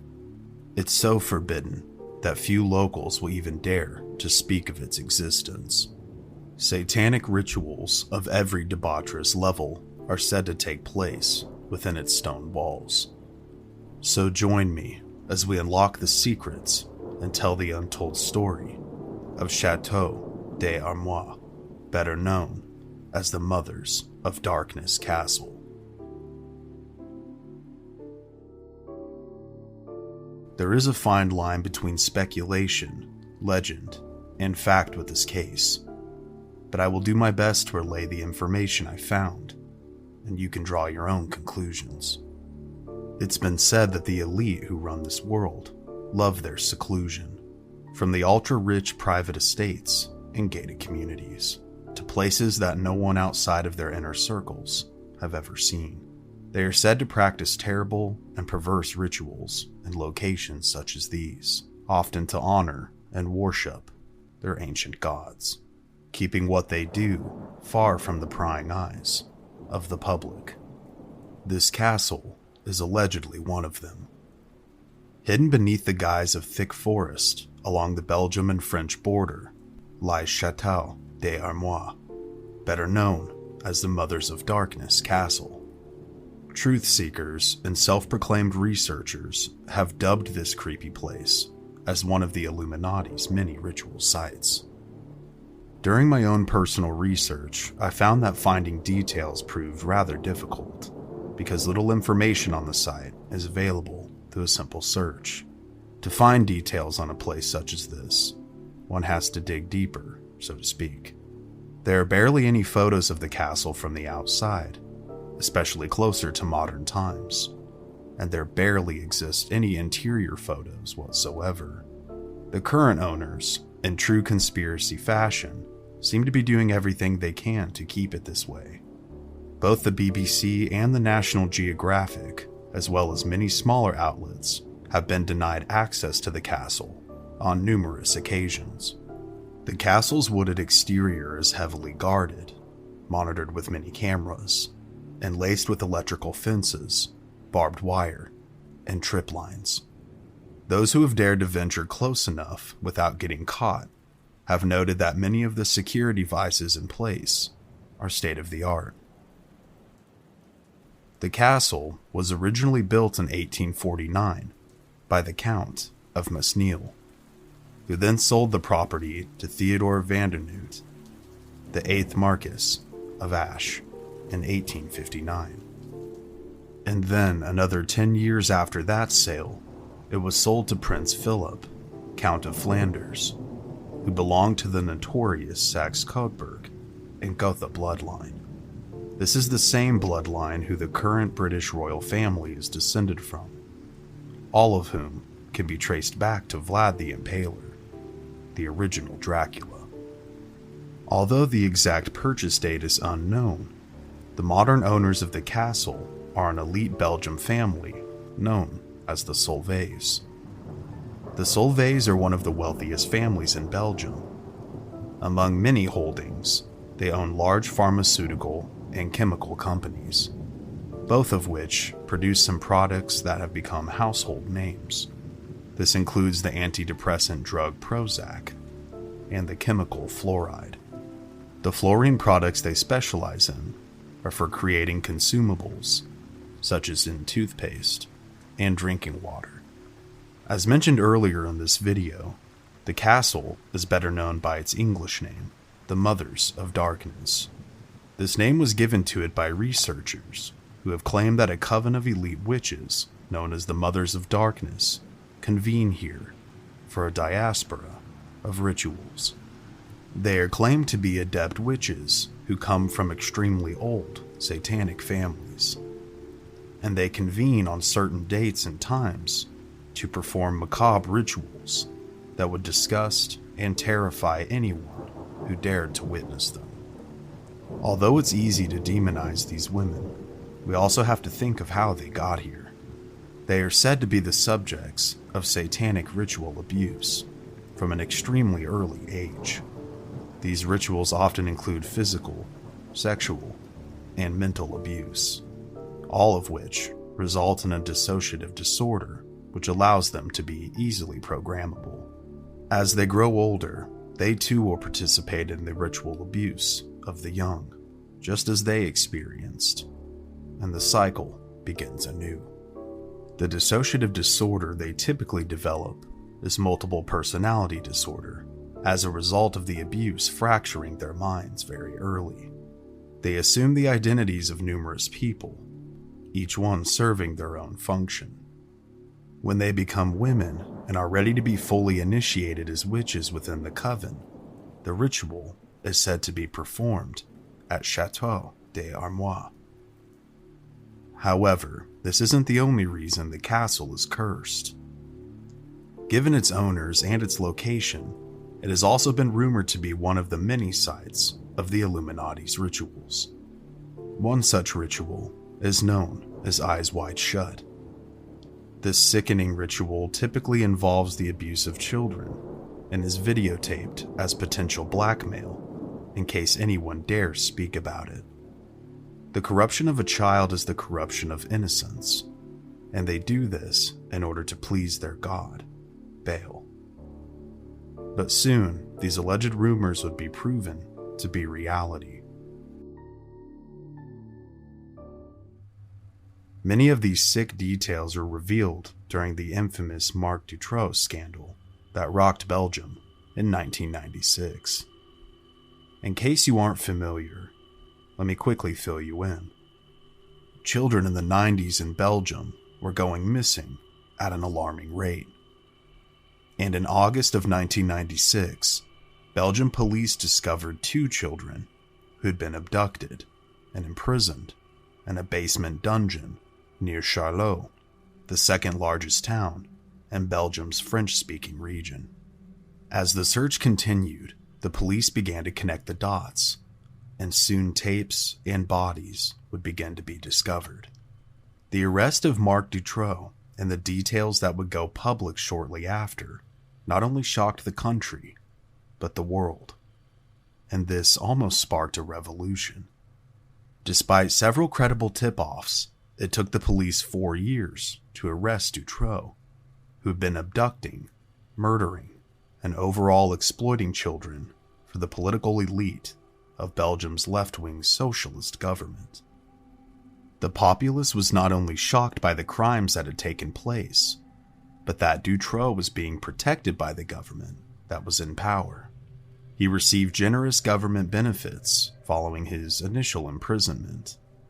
Investigations into prominent cases believed to be involved were being blocked by higher-ups, and this was all at the expense of the taxpayer.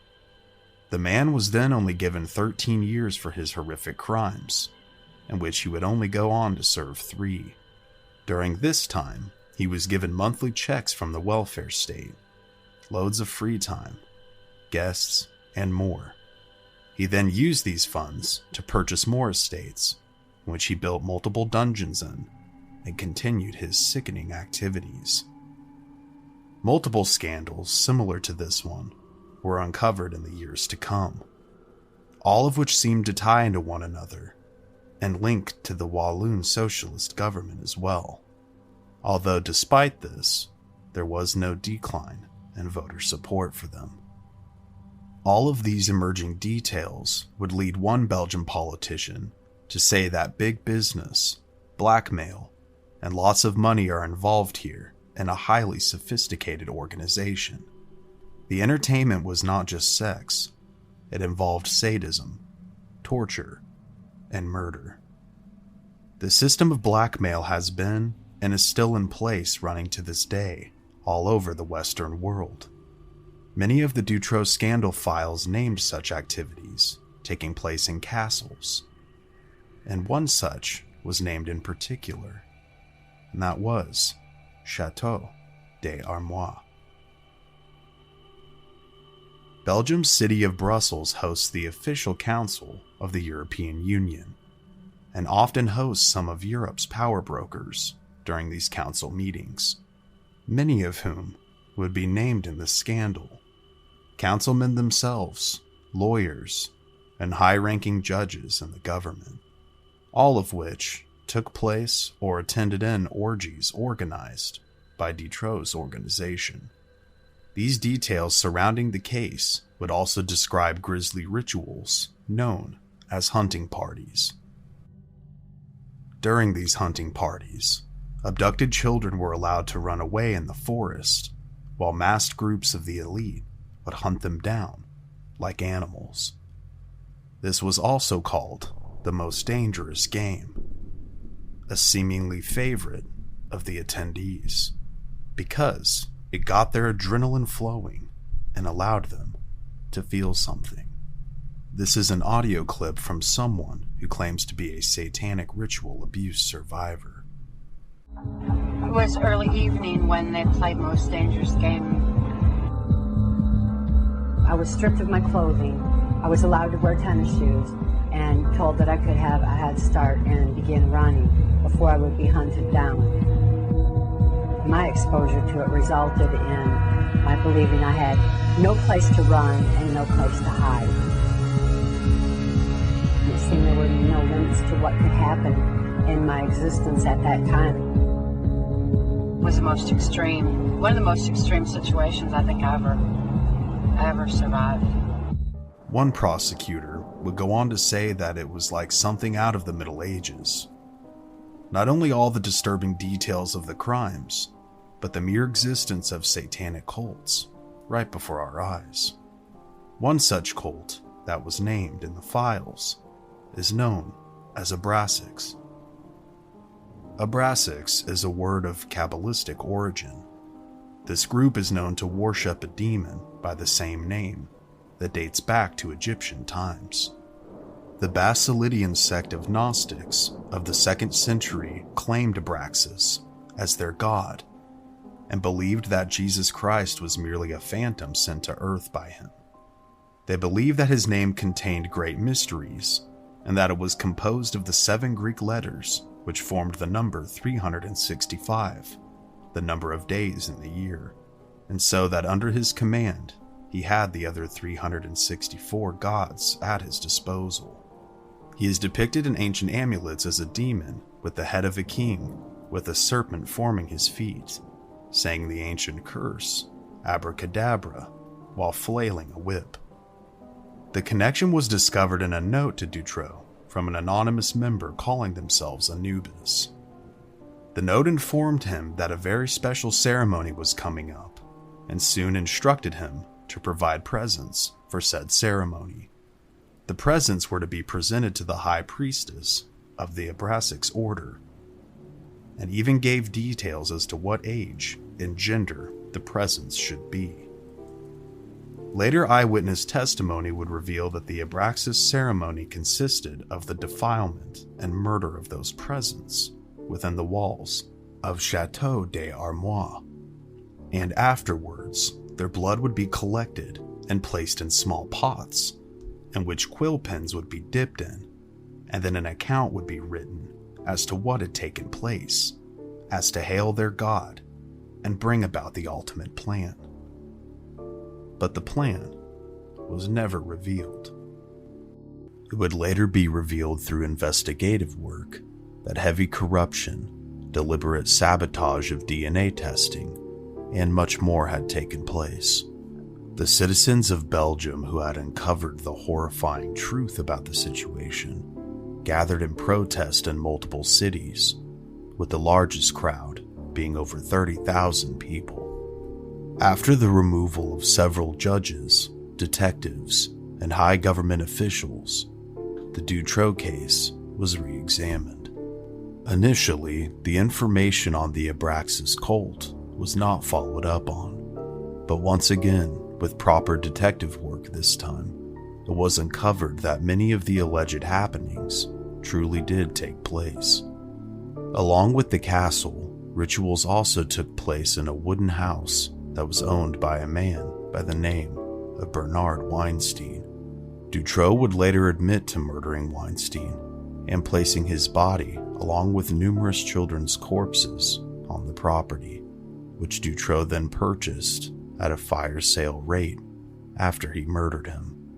It was uncovered that the cult partook in sexual abuse as well as murders there. Anubis would be uncovered as a man named Francis de Schmidt, and the aforementioned high priest would be identified as Dominic Kindermans. Throughout the investigation, it would be uncovered that at least 4 policemen there in Charlot were also members of the cult. One was even a city treasurer. After this revelation, the headquarters of the Institute of Abraxas was raided in 1996 by 150 officers. Video evidence of the raid showed police taking away bags of papers, videotapes, as well as many strange occult items, including human skulls.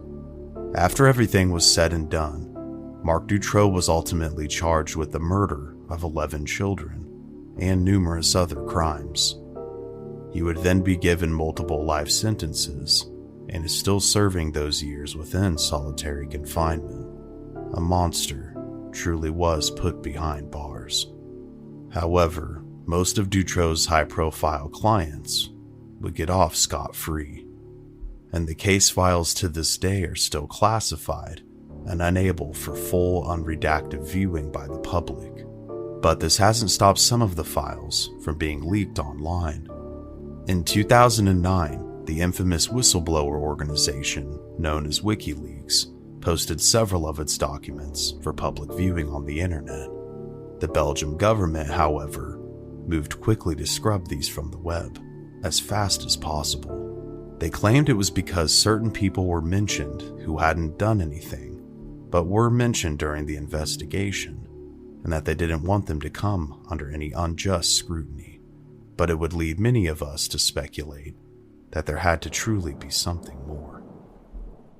Given its picturesque views, stunning natural features, and the fact that it's a hub of both the EU and NATO, along with the facts exposed, have led many researchers to claim that Brussels is a hub for the elite, otherwise known as the New World Order. High-ranking officials, politicians, bankers, and businessmen stop in Belgium and just might take a trip to Chateau des Armoires, or one of the region's many supposed satanic estates, to seal their deal and participate in one of the many rituals required to make them a success. One such person was a man by the name of Ronald Bernard, who claimed that the world's elite did indeed participate in these rituals because he himself was asked to do so. Bernard became a major player at the highest levels of finance, and details not only the world of the elite and what he was asked to do, but just who the elite truly are, and just how long this has been going on for. The entire interview is extremely interesting to say the least, and I urge you to watch it, linked down in the description below, once this video is over with. Here are several clips of his now infamous whistleblower interview. The level I played it in those 5 years, and that didn't happen overnight. You need to earn your place. I am skilled at connecting the dots, information in order to achieve a full picture of all the things involved.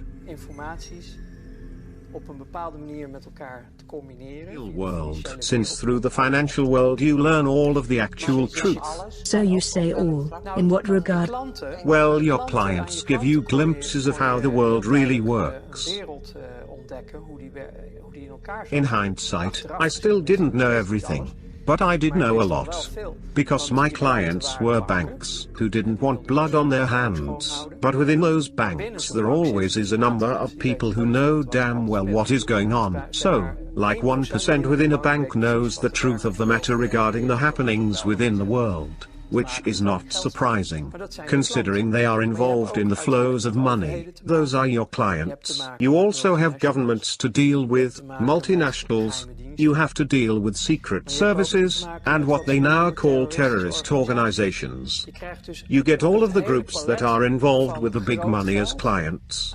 Then you start seeing the connections. So, they might be compartmentalized as you just mentioned, regarding knowledge. But because I am in the middle, I see how they relate to another. You see the money coming from this place, then going to that place, etc. You keep gaining information and thereby an overview of what is really going on. But now am I do is about secret services.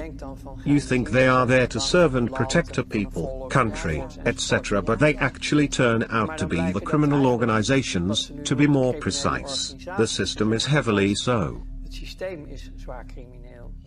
We are talking about financing wars, creating wars, so basically creating a lot of misery in this world. So, lots of conflict. And then I think to myself, if only people knew what the world is really like. Secret services will stop at nothing.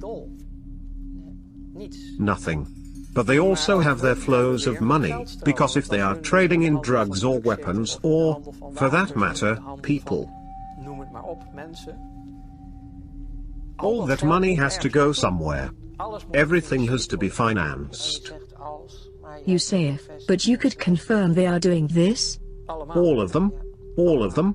So the entire world as we think we know it, is just an illusion we believe in. However, all those horrible things started to eat at me. Can you give an example, because I can sense a lot of terrible things happen to you. Yes. It is difficult for me to talk about.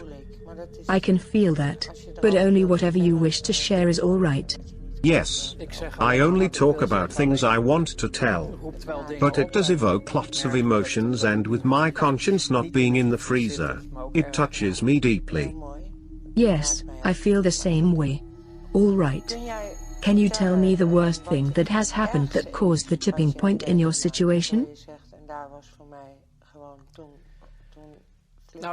Well, that was the beginning of the end. You get so deep into these circles. And you sign a lifetime contract, not with blood or anything, to never disclose names of companies, organizations or people. I think that is why I am still alive. You have to put it carefully, most of these people followed a not very mainstream religion.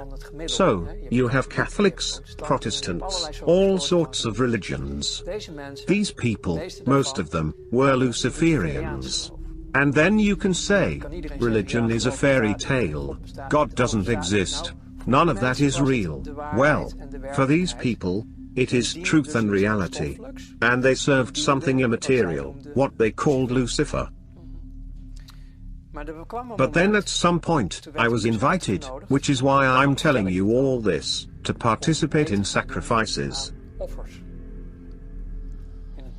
abroad.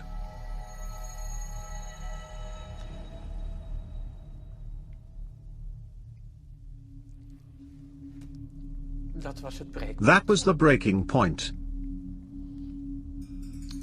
Children. You were asked to do that? Yes. And I couldn't do that. Unfortunately, the truth is, that worldwide they have been doing this for thousands of years. I once studied theology, and even in the Bible you find references to these practices with Israelites. The reason the first 10 tribes were banished to Babylonia was because of these rituals with children, including the sacrificing of children. So this is pertinent. All this made me believe, because I realized there was more to life than meets the eye. There is a whole invisible world. It is real. Much later, in all those studies and discoveries, I found a document which they are claiming is bullshit, of course, the Protocols of Zion. And nowadays I recommend everyone to read the whole of that incredibly boring document. Just work through it, read it though. We are also talking about Zionism. Yes, of course. If you read the Protocols of Zion and really study them and understand, then it is like reading the newspaper of the daily life. How from their position of ultimate power, and ultimate it has literally become. But that is only because the people don't stand up for themselves. They don't realize what reality is. After detailing what he had experienced from beginning to his crash and rise out of the proverbial ashes, Ronald Bernard thought he was finally free of his former life. He eventually would go on to marry a woman and move to the United States. But his story would unfortunately end here. In August of 2017, Bernard, who had been living in Florida with his wife, went missing after he went on a walk on a nature trail shortly after 1 p.m. near his home.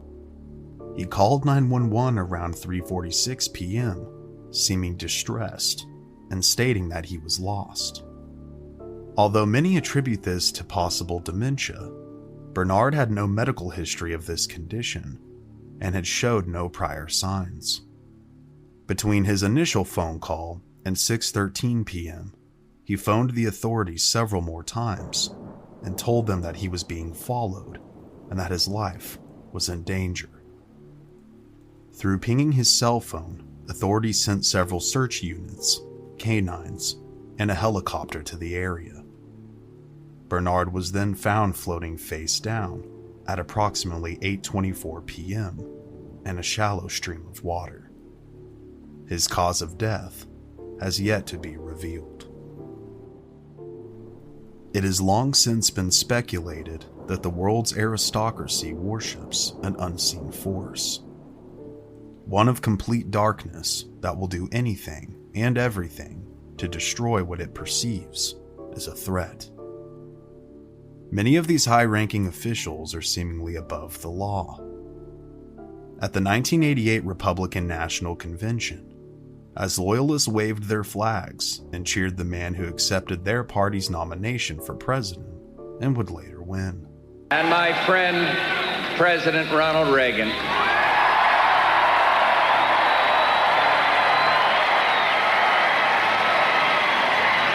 I accept your nomination for president.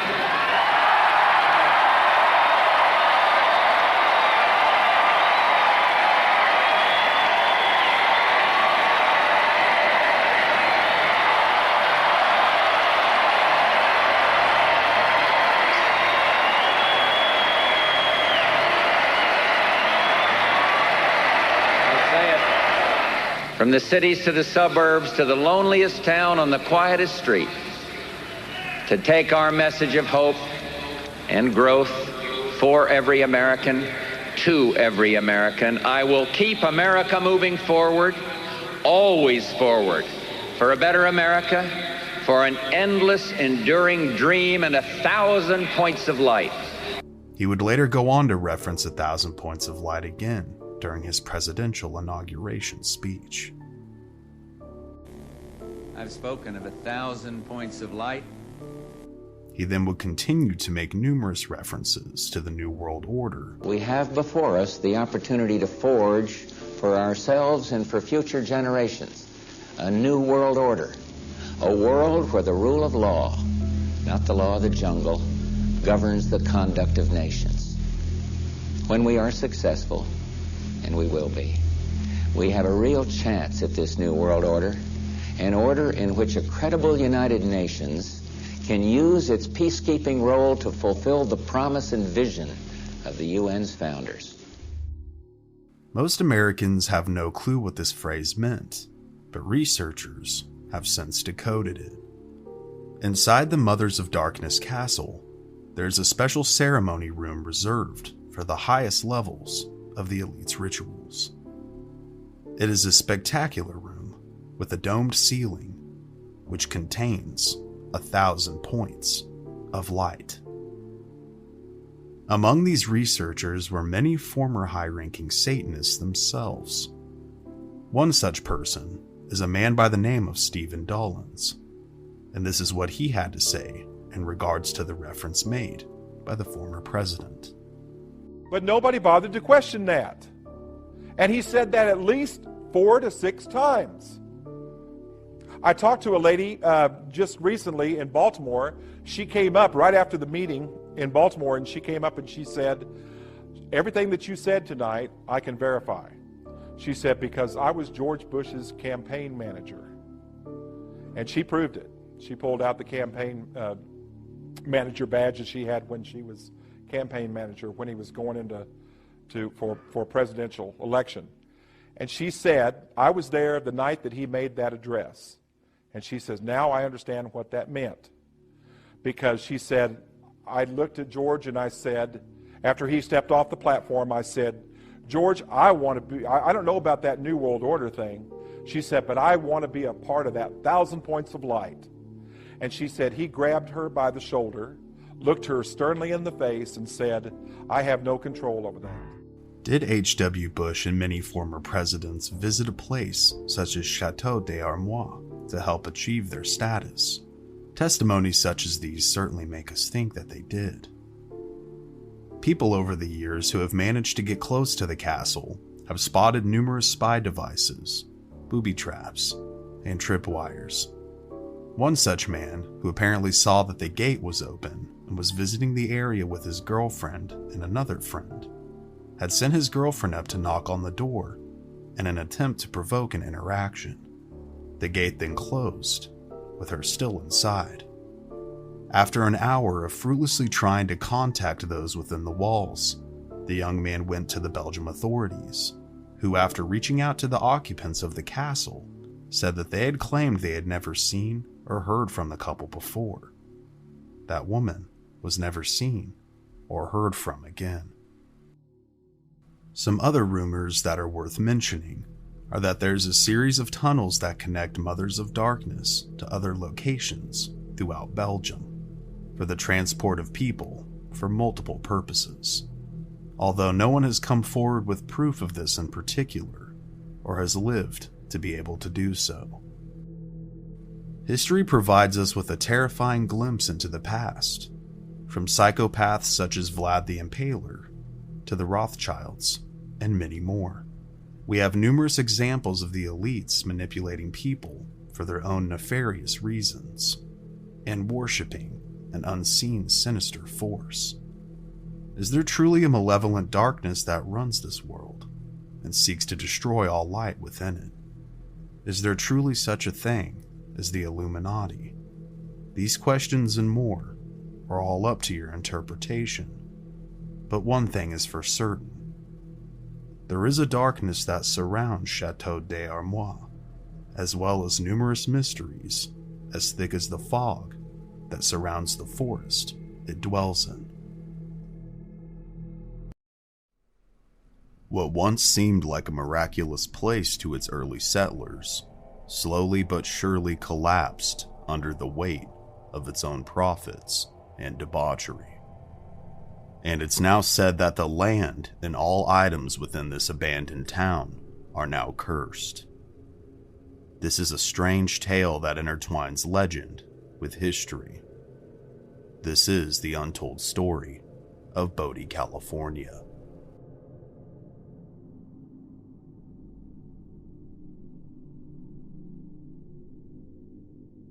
The year was 1859, and mining had begun to decline along the western slope of the Sierra Nevada. Prospectors in search of riches beyond their wildest dreams began to cross the eastern slope. One such man was named William S. Bodie. During his expedition, Bodie would find gold near a place now known as Bodie Bluff. He would make camp there and continue to take his chances in order to collect his riches. His supplies and food would grow scarce, but his stash of gold nuggets was growing ever larger. Powered by his insatiable love for a better life, Bodie continued on. However, as the year progressed and winter came over the area, he unfortunately would breathe his last breath.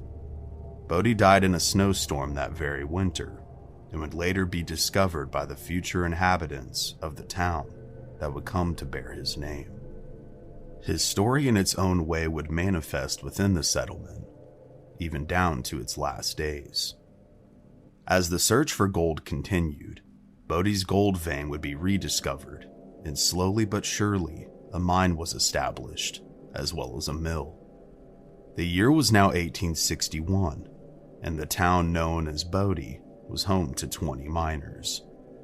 For the next 17 years to come, its population would grow steadily, but it would remain a rather insignificant mining camp, and that was until the mill was sold. Bunker Hill Mine, as it came to be known on the west slope of Bodie Bluff, would change hands several times within the 17 years, until it came into the possession of Standard Mining Company. It was originally sold because the owners of Bunker Hill Mine at the time believed that the well had run dry, so to speak, since their profits and gold discovery had been on a downward trajectory for many years. But after it was sold to Standard, it was as if a miracle had taken place. Just months after the sale, a significant vein of rich gold ore was discovered. Profits as a result rose dramatically. And by 1878, Bodie's population had soared to over 5,000 people. It's estimated that the mine would yield nearly $15 million worth of gold over the next 25 years. Profits that would be worth an estimated $400 million in today's money. Although all seemed to be going great in Bodie, there were many hardships yet in store for the fledgling town and its citizens. The winter of 1878 was particularly savage. It's estimated that over 200 people would lose their lives, either due to exposure, hypothermia, or disease. Others would be taken by fallen timber, and one of several explosions to take place within the mines, as the powder magazine mysteriously ignited. But despite the horror of the winter frost, Bodie continued to grow. People of almost every walk of life would end up there, from miners to gamblers, prostitutes, and businessmen. And by 1879, it had doubled in size to over 10,000 residents. It had added an additional 2,000 buildings, and before long it supported over 30 gold mines, 65 saloons, and untold amounts of brothels, gambling halls, and opium dens. Opposite the brothels, gambling, and opium smoking, the town also had several churches, banks, and schools. 3 breweries within the town worked day and night brewing whiskey in 100-gallon barrels because Bodie seemed to have an insatiable thirst for alcohol. Like a perfect storm, Bodie would soon earn a reputation for violence, lawlessness, and debauchery of every kind. Killings at times were daily events. Robberies, stick-ups, and street fights all became frequent occurrences as well, as the town seemed to turn its back on God and worship its newfound idol, one of gold and profit. It seemed like the good times for those who indulged themselves would never end. But they would. Given Bodie's reputation, it's perhaps not surprising that one little girl, whose family was moving to the mining town, reportedly prayed, "Goodbye, God. We are going to Bodie."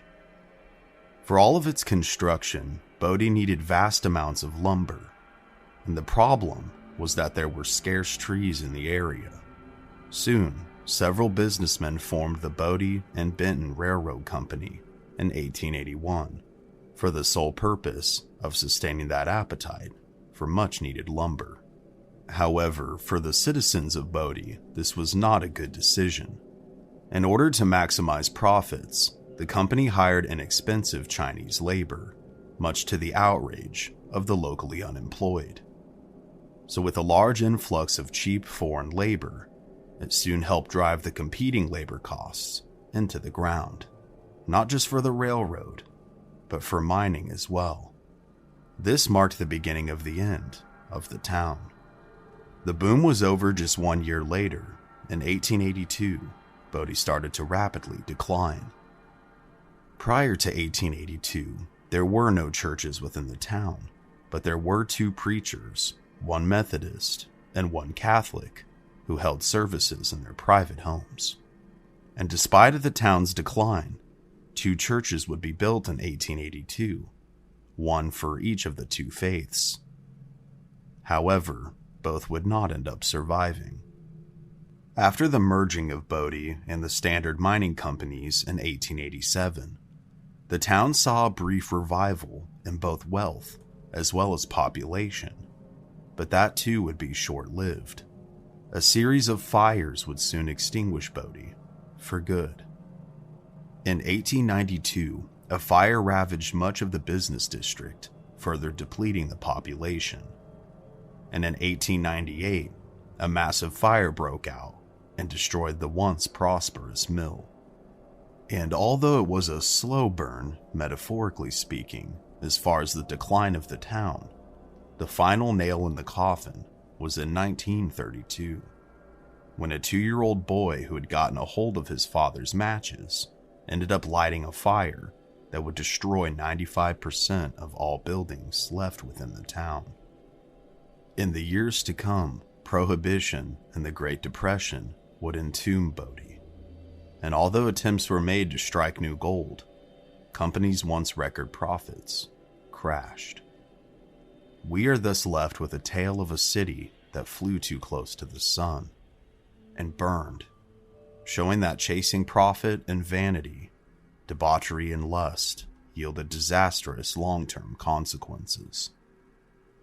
After World War II, only 6 people lived in the old settlement, and 5 of these 6 would soon meet strange and untimely deaths. The first was a man who seemingly went mad. Out of the clear blue sky, he woke up one day, loaded his pistol, and shot his wife in broad daylight in the town center. 3 men witnessed this take place and quickly took action, which would lead to the death of the man who had just killed his wife. and this is where things take a very weird turn indeed. According to each man, the ghost of the murdered man would visit them individually, tormenting them and forbidding their rest. Soon, all three would die of a mysterious and painful disease. Details on their condition are scarce, but thick and painful boils were said to envelop them, and within a matter of agonizing weeks, they would all perish. But the strange happenings didn't seem to stop with just those three men. After this, Bodie truly became a ghost town.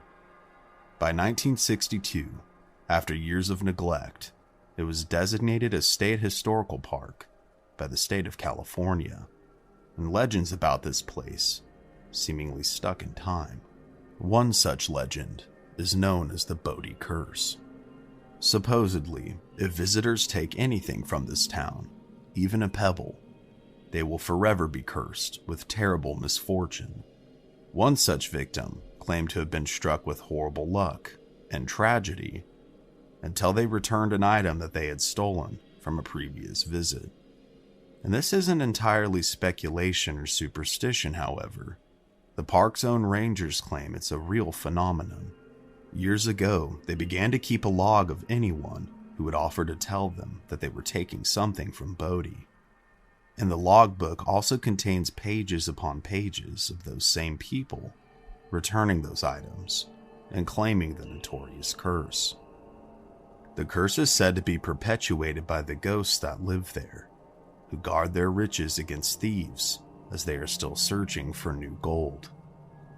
And despite the park rangers vouching for the happenings, many believe it's nothing more than silly superstition. But I, for one, wouldn't want to be the guy to test this out. There are many places I'd be willing to go to investigate, with Bodie being one of them. But why take the chance of destroying your life for something that wasn't yours to begin with? Another ghostly legend is that of the haunting of the J.S. Kane house at the corner of Green and Park Streets. James Stewart Kane, or J.S. Kane, had arrived in Bodie when he was just 25 years old. Soon after his arrival, he entered the lumber transporting business and soon became a mogul. He would go on to own the Bodie Bank, a leasing company, and became the primary property owner within the town. The home is said to be haunted by the restless spirit of a Chinese maid. The maid apparently loves children who visit, but hates adults. Adults sleeping in the old house have said to be awakened frightened and breathless, feeling the weight of another person sitting on their chest. Others have experienced doors opening and closing by themselves, and have even seen the apparition of the spirit herself, knitting in the chair in the main room. And this isn't the only place that's claimed to be haunted that still stands there. The Mendocini house is called home to several friendly ghosts. One who is thought to be Mrs. Mendocini herself. She loved cooking large Italian meals for her family. Guests and park rangers alike have reported smelling delicious aromas emanating from the house, although no one has cooked there for over 100 years. Others have seen the spirit of a woman peering out of the top window of the Dockenview house, almost as if the woman is still alive, but trapped in another time, still dressed as though it's the early 1900s. And yet another ghost is known as the Angel of Bodie, and her home is the Bodie Cemetery. There is an old angel statue that sits to guard her grave. The angel was a 3-year-old little girl who was said to have been accidentally killed when she was hit in the head by a slipped miner's pickaxe. Visitors have heard giggling, feeling a small hand tugging on their pant legs, and others have seen a little girl run from tombstone to tombstone. But upon rushing to find her, there's never anyone there. Bodie is now in a state of arrested decay. There are no permanent residents of the town except the park employees, and only about 10% of the original buildings still stand. In this ghost town, there are no maps, no restaurants, or recreations. Here you get the real ghost town experience. So if you find yourself in California and feel like taking a walk through time, Bodie just might be the place for you. But just remember, don't take anything, or you just might become its newest resident ghost. Immortality is a concept that most of us can't really fathom, that one could truly live forever. Although this would seem like a blessing, it could quickly develop into a curse, watching everything and everyone you ever loved pass on, but you. Is it mere folklore, or can one truly discover the secret to defeating death? One such man, who was a European adventurer, has claimed to have done such a thing. He was born in the 1700s and was seen as late as the 1970s, with some believing his longevity reaching back to the time of Christ. Some of these claims seem far-fetched, but could there be more than meets the hourglass? This is the legend of such a man. This is the untold story of the Count of Saint Germain.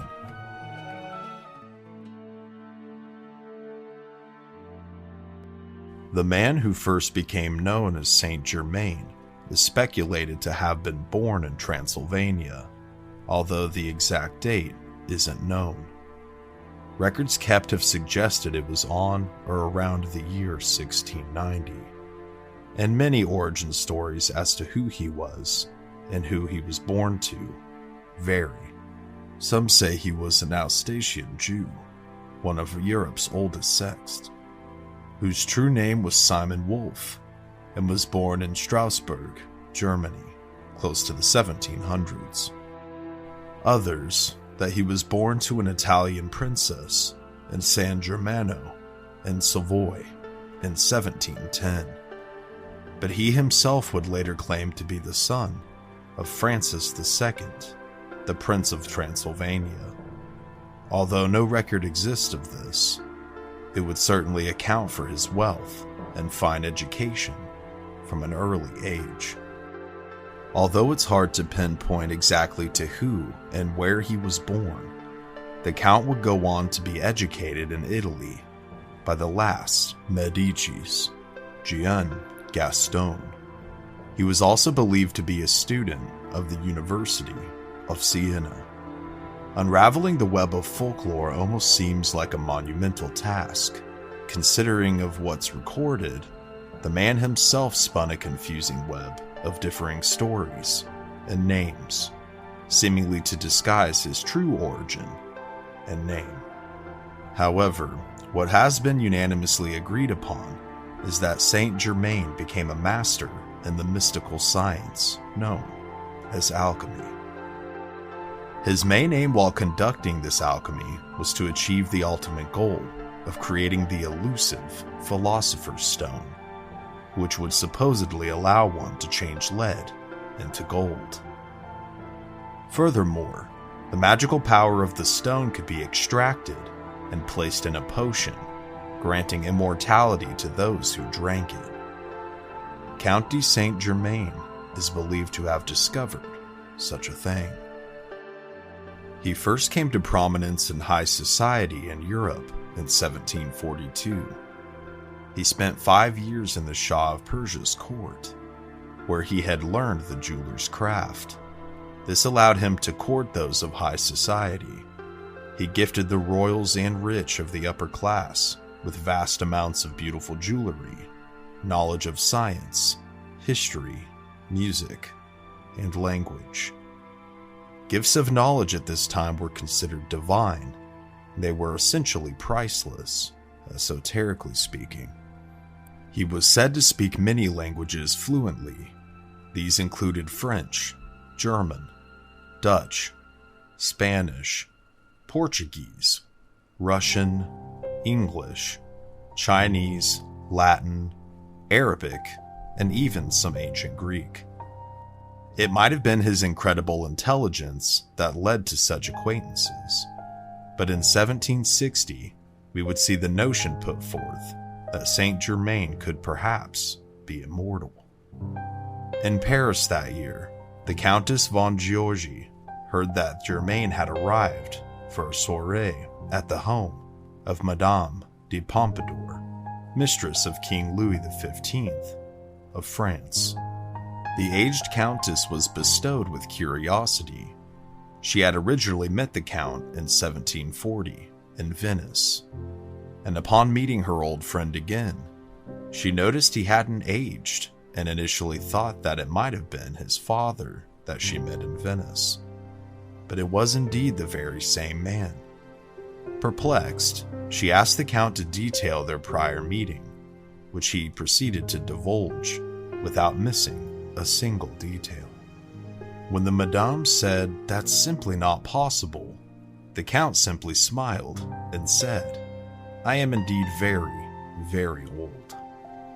During his time in France, he would go on to become a trusted diplomat to King Louis, and would go on to perform secret missions for him in England.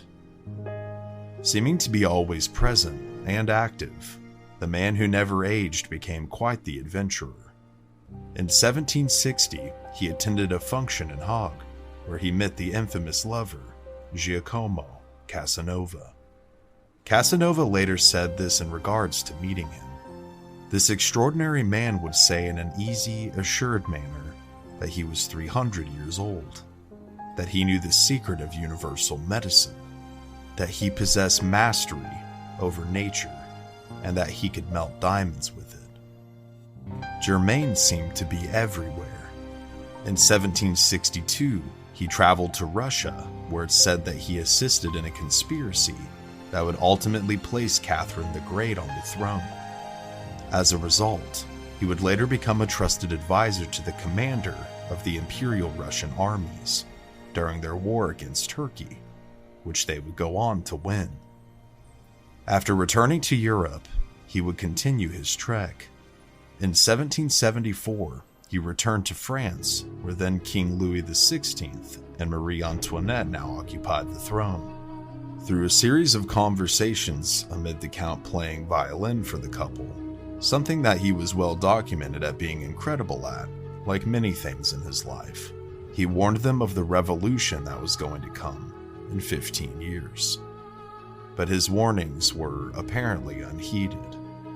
Louis and Marie Antoinette would go on to meet their fates via the cascading blade of the guillotine. He would then reappear in 1779 in Hamburg, Germany, where he befriended Prince Charles of Hesse Castle. Prince Charles also had a keen interest in mysticism and was a member of several secret societies. For the next 5 years, he lived as a guest within the prince's castle at Eckernfurt. Here he was provided with a laboratory for alchemical experiments and attempted to teach the prince what he knew. And for all intents and purposes, this is where Saint Germain died on February 27, 1784. His death was recorded in the register of the St. Nikolai Church in Eckernfurt. He was then buried on March 2nd, 1784. His grave was there at the church's cemetery. Since no relatives could be found, the Count's possessions were auctioned off shortly after by the mayor of the city. But surprisingly enough, his story would not end here. And for any mere mortal, this would be the end of a very interesting story, to say the least. However, the Count would seemingly re-emerge not even a year after his supposed death. In 1785, Franz Anton Mesmer, the pioneer of mesmerism, which would later evolve into what we know as hypnotism, claimed to have seen the Count and have received advice from him for the basis of hypnotism and personal magnetism. He claimed that initially, while seeking assistance in the development of mesmerism, received an anonymous letter to which he responded to. An unknown man then showed up on his doorstep in Vienna shortly after this correspondence. And after a 3-hour-long conference, the Count revealed his identity to Mesmer. The two then arranged a further meeting in Paris, although not much is known what was discussed there. Later that year, official Freemason records would go on to show that they chose the Count as an official representative for one of their conventions. After the taking of the Bastille during the French Revolution in 1789, the Comtesse d'Admar said that she had a lengthy conversation with Count de Saint-Germain, who allegedly told her of France's immediate future, as if he knew what was to come. In 1821, she wrote, "I have seen Saint-Germain again, each time to my amazement. I saw him with the Queen, the day following her death. I also saw him on the day following the death of the Duke of Enghien, and on the eve of the murder of the Duke of de Berry. The last time I saw him was in 1820, and each time he looked like a man no older than his mid-40s. After 1821, Saint-Germain may have taken on a new identity. In his memoirs, Albert Van Dam claimed to have met a man that bore a striking resemblance to that of the Count. He wrote, "He called himself Major Fraser. He lived alone and never alluded to having any family. Moreover, he was lavish with money, though the source of his fortune remained a mystery to everyone. He possessed marvelous knowledge of all countries in Europe at all periods. His memory was absolutely incredible, and curiously enough, he often gave his hearers to understand that he had acquired this learning elsewhere other than from books. Many is the time he told me, with a strange smile, and that he was certain he had known Nero, had spoken with Dante, and so on." Odd as always, the man known as Major Fraser disappeared shortly after, without a trace. It would be quite some time before this remarkable man made another reveal. Between 1880 and 1900, Saint-Germain's name once again became prominent. Members of a theosophical society, including the famed mystic Helena Blavatsky, claimed that he was still alive and was working on the spiritual development of the West. There is even a photo that was taken of Helena with the Count. Many have claimed it to be a fake, and it's hard to tell, but this is the photo. And another tale that bore his name, the famed French singer Emma Calve dedicated an autographed portrait of herself to Saint-Germain. Perhaps he was a fan. Headed into the 20th century, we now have the most recent appearance of a man that claimed to be the saint. The year was 1972. The city, Paris. A man named Richard Chanfray announced that he was the legendary Count. He appeared on French television, and to prove his claim, he turned lead into gold on a camp stove before the cameras. This would later be investigated by many magicians to find potential trickery, but nothing was ever uncovered. He attempted a magic career in 1973, starting in a Parisian theater, announcing himself as the man who transmutes lead into gold. Things, however, did not go according to plan. In 1976, he met the singer known as Dalida at the height of her fame. The two soon became infatuated. However, Richard soon grew paranoid. He often slept with a shotgun under his pillow and ended up shooting a man whom he found in his kitchen naked one night. The man fortunately was only superficially wounded and turned out to be the lover of one of the home's maids. Richard ended up doing a year in prison for the incident and was forced to pay 500,000 French francs in restitution. This incident marked the start of his decline. The couple soon ran out of money. Richard then attempted music, painting, and sculpture, all to no success. The couple would break things off in 1981. And unlike prior appearances of the supposed Count, Richard was last seen at a party in June of 1983. He was reportedly very thin, had white hair, and looked exhausted. He had prior to this met a woman by the name of Paula de Luce. which apparently was an alias as well. She claimed to be a millionaire and would help Richard with his financial woes. However, she too was heavily in debt. After a brief romance, the two would commit suicide together on the 14th of July, 1983.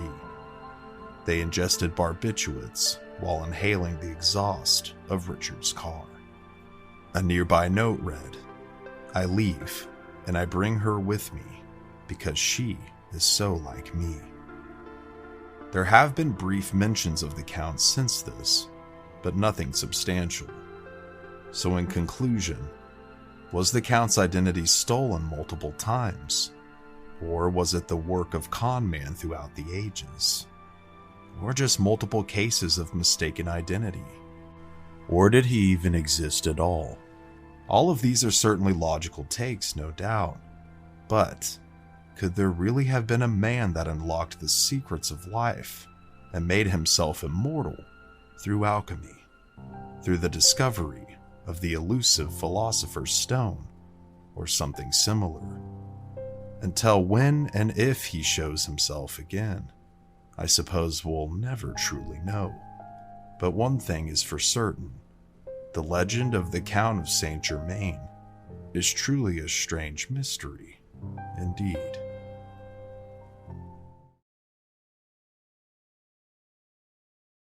There are many places in this world that harbor darkness. Evil entities hiding in the shadows, waiting to strike when the time is right. Paranormal happenings seem to be all around us. The house across the street could be haunted, or even your own home, as many of you have experienced yourselves. When horrific events take place, they often seem to leave a wound upon the land, and the wounds often develop into scars. This is the story of a place that is claimed to be the most evil place in America, where multiple mysterious deaths, supernatural occurrences, and poltergeist activity have taken place. This is the untold story of Willows Weep. Located in Cayuga, Indiana, once home to mound-building Native American tribes, and the site of several battles between natives, as well as natives and settlers, Willows Weep, as it would come to be known, was originally built in 1890 by a man by the name of Jesse Sykes. The home got its name from the large willow tree that sits next to the house, and the horrible events that would later take place there. The home is a cross or T cottage with evident alterations that have been made over the years, similar to, but slightly atypical, of standard Victorian-style homes at the time. Many theories exist as to why the home was built in the shape of an upside-down cross facing the east. And other than the fact that he was a farmer, not much is known about Mr. Sykes' personal day-to-day life. It wasn't uncommon for people to be very religious and superstitious back in those days. One theory is that it was constructed in such a way to ward off any evil that could be lurking near the Sykes family. Another theory that ties into this one is that the home rests on top of an ancient Native American burial ground, and after the arrival of the settlers, a hex was placed upon the land. Another more disturbing theory is that what if the home was constructed not to ward off evil, but to attract it and potentially trap it? As to encapsulate the ethereal realm in ours, and as to why someone would want to do that, we may never know, but it would certainly make sense given what would occur later on. The family originally included Jesse and his wife Elizabeth, but would later grow to include a son by the name of Annuel. It is speculated that Annuel later fathered several children with the woman next door, whose name was Mary Ann Petty. She would later take the Sykes last name. Although described as a good man who would go on to found a general store in the fledgling town, there seems to be a darker side to Jesse Sykes. He was charged in 1874 with incest for engaging in unlawful intercourse with the daughter of Mary Ann and his son Annuel, a girl named Elizabeth. after his own wife. From here, things seemed to grow only stranger and more disturbing. One day, while going to feed the hogs, Jesse Sykes met a gruesome and horrific death.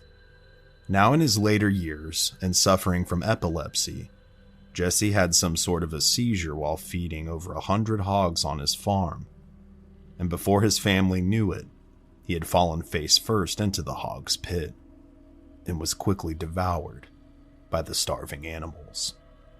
Due to the location of the pen, his screams would fall upon deaf ears. Realizing that her husband was taking an unusual amount of time to feed the animals, Elizabeth went to check on him and found the animals fighting over what remained of Jesse. The sight was so traumatic to Mrs. Sykes that she would go on to spend several years in a mental institution. With the loss of his father and his mother being institutionalized, the home was given to Annuel, who had Mary Ann and her now 6 children move in. Annuel would continue to run the family's general store and farm and would welcome his mother back some years later. She would then pass away from natural causes, not soon after her return. Shortly after his mother's death, Annuel would unexpectedly drop dead as well from a cerebral hemorrhage, and the home was put up for auction shortly after. The home would then be purchased by a man named Robert Sandlin. Sandlin, just months after purchasing the property, would mysteriously die as well, leading to a court battle over the home, as well as the rest of his belongings amongst his children. Once settled after quite some time, the home would again be purchased and sold, twice in quick succession, just several years dating between sales. As to why this would happen, it's not exactly clear. Heading into the 21st century, in 1999, the home was again purchased by the Skinner family, consisting of husband and wife, Curtis and Cheryl Skinner. Not many details are available about what the family's home life or relationships were like, but it seems like Willows Weep has a track record of conjuring darkness within its owners' lives. Sadly, Cheryl would pass away from a cardiac event in 2001, and 8 years later, Curtis too would pass away, but from a self-inflicted gunshot wound within the home. Like a curse, Willows Weep moved generation to generation, and despite its now famous track record as being an evil place, it would then yet again be purchased in 2010 by Brenda Zimmerman, also known as Brenda Johnson, with the hopes to renovate the home for her and her son to live in. But shortly after the purchase, she began to have a very different view that made her question just what she had gotten herself into. The renovations began shortly after the purchase was finalized. Brenda and her son quickly got to work, starting with the ceiling. And right from the get-go, things just didn't feel right. As her son was removing a section of ceiling to be replaced, several of the old boards on the wall flew off and hit him, leaving him both shocked and terrified. After this event, Brenda hired a maintenance worker to assist in the renovation, to do tasks that were out of their field of expertise. During his employment, the worker would find a human bone buried on the property. Unsure of what they were looking at, Brenda decided to take it to a friend of hers that was a local police officer. Given the aged appearance of the bone and the circumstances of how it was found, she was given the option to either dispose of it or place it back where she had found it. Like most of the area's residents, the officer had heard of the ancient burial grounds and wasn't going to push his luck of the wrath of the unknown by further disturbing the grave. Faced with this task, Brenda decided to further research where the bone could have came from, and the result put a cold chill up her spine. Searching for answers, Brenda reached out to one of the living previous owners, who told her about a story that she had heard, but couldn't confirm. The story was about a former tenant and her children, roughly around the 1940s. The woman moved in with her 2 children, one a little girl of about 6 years old, and the other a teenage boy. Some of the locals were concerned about the children because they had heard stories about their mother. It said that she had gone through 3 different husbands, and each one of them had died under mysterious circumstances. But other than gossip, not much else came out about her. Her children, however, were a very different story. It all starts with the little girl who one day goes missing. No one can find her, and no one has any idea as to where she could be. There is in fact no signs of her, as if she vanished into thin air. As a result, her older brother, either due to the grief of losing his little sister, or the torment within the house, or a combination of both, sadly hangs himself. And that is where Brenda believes the bone came from. She thinks it's possible that the little girl somehow passed and could have been buried by her mother upon the property. The bone would later be identified as an arm bone belonging to a young child. This disturbing discovery would soon be paired with even stranger paranormal activity within Willows Weep. Brenda describes that she's been scratched, revealing 6 claw marks several times. Doors and cabinets would regularly open and slam on their own, and there was often intense banging coming from within the walls and underneath the floors on more than one occasion.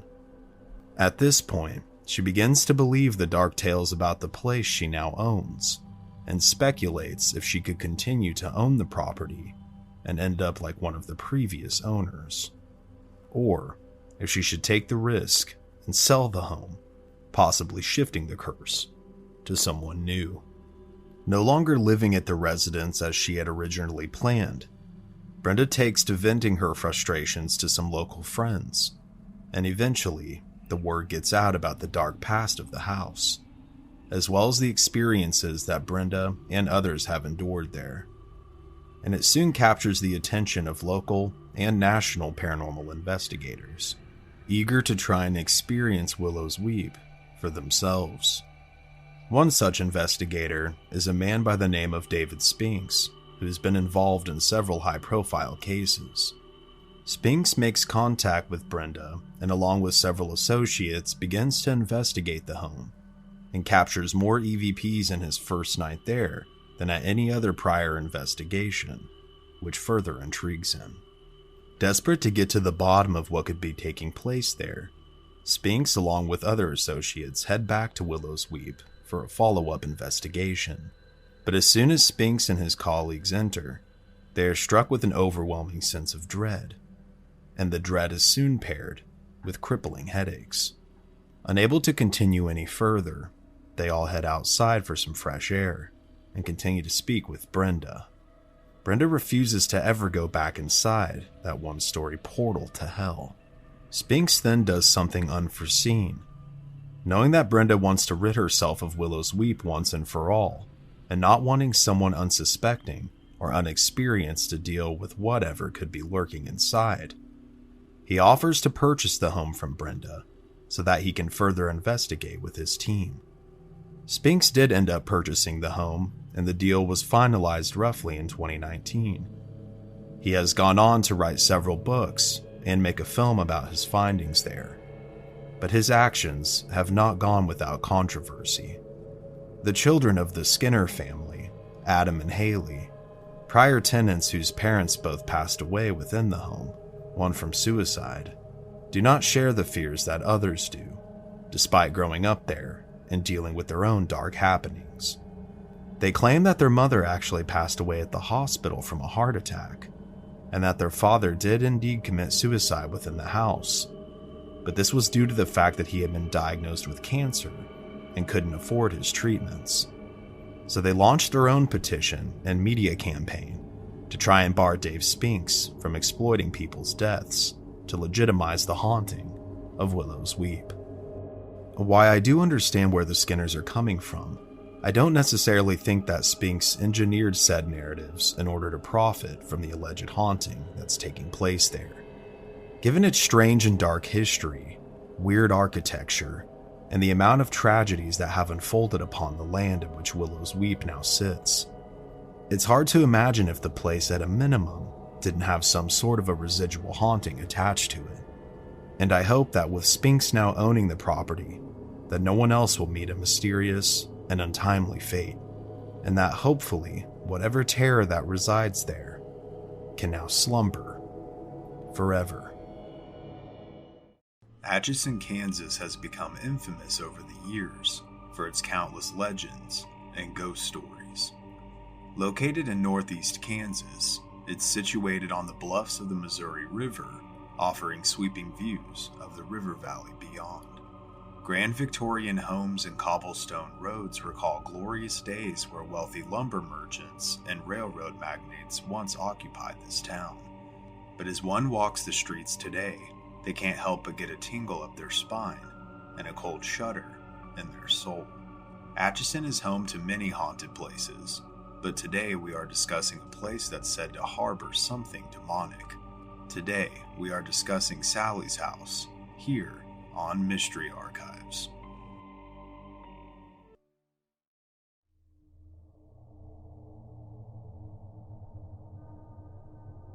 The home that would become known as the Sally House was originally built in 1867 by the Finney family and would become a generational home.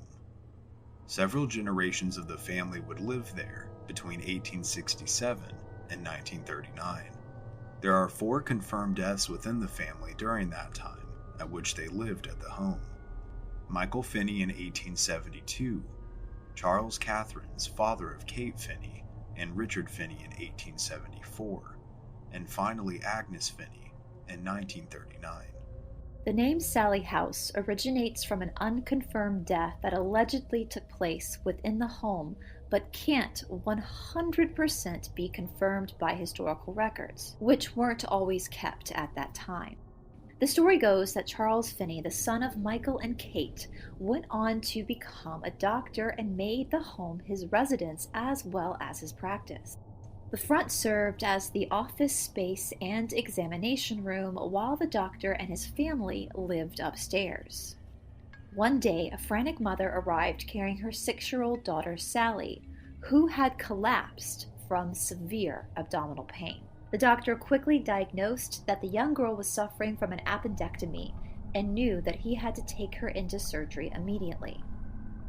Believing that the appendix would soon burst, he quickly laid Sally onto an operating table, prepped himself, and gave her the general anesthesia that was available at the time, which was more like ether.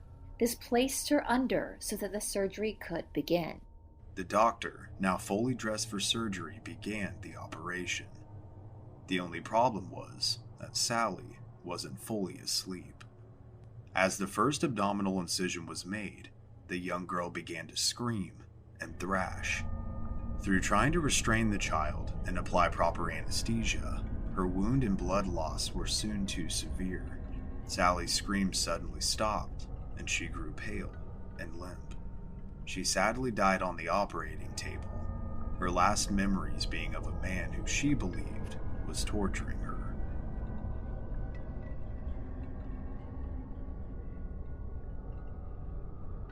The home left the Finney family in 1939, and since then has transferred various owners.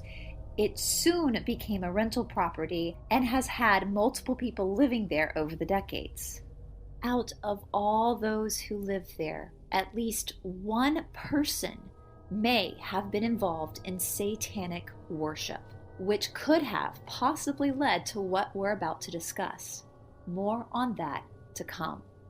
Prior to 1992, there had been no paranormal activity reported, but that soon would change.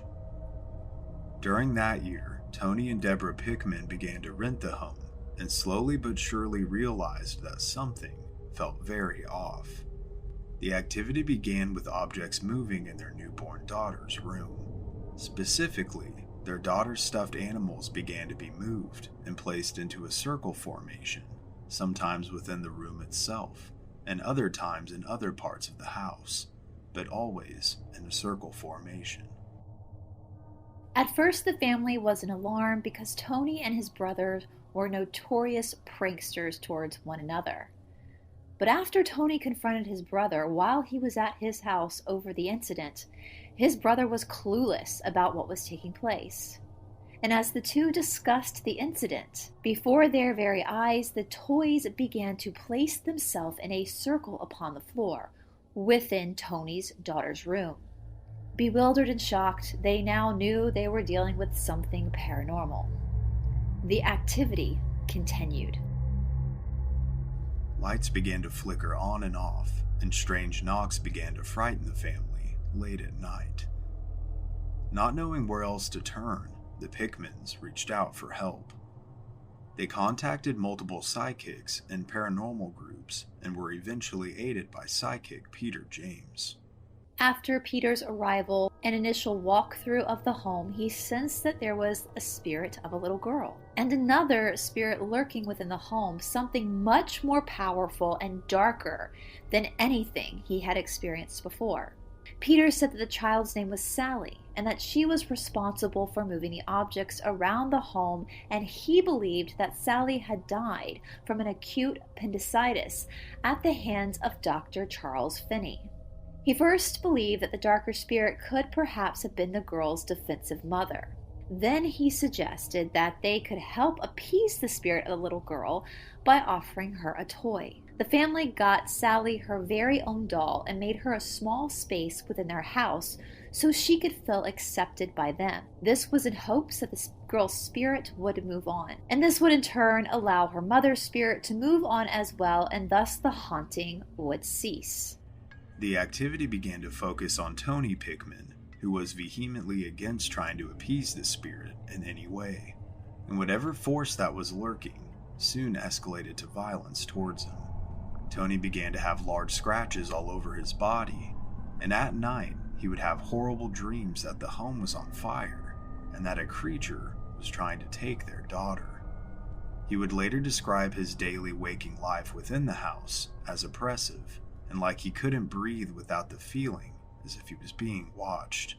Alongside these, Tony began to have intrusive thoughts of harming both his daughter and his wife, which he would have never thought of his own free will.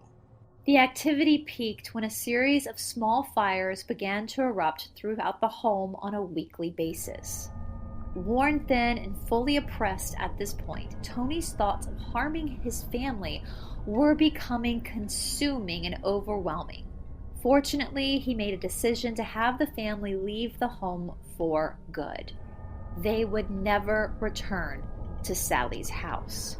But that wasn't the end of the activity, however. The owner of the property at the time of the Pickmans was a man by the name of Les Smith. Intrigued and bewildered at the accusations of paranormal occurrences, Smith decided to do some investigating of his own, and he ended up discovering a pentagram under the original floorboards within the basement of the home. But just what rituals were conducted there, and by whom? That's another mystery in and of itself. But many have speculated that whatever ritual that was conducted perhaps summoned something demonic.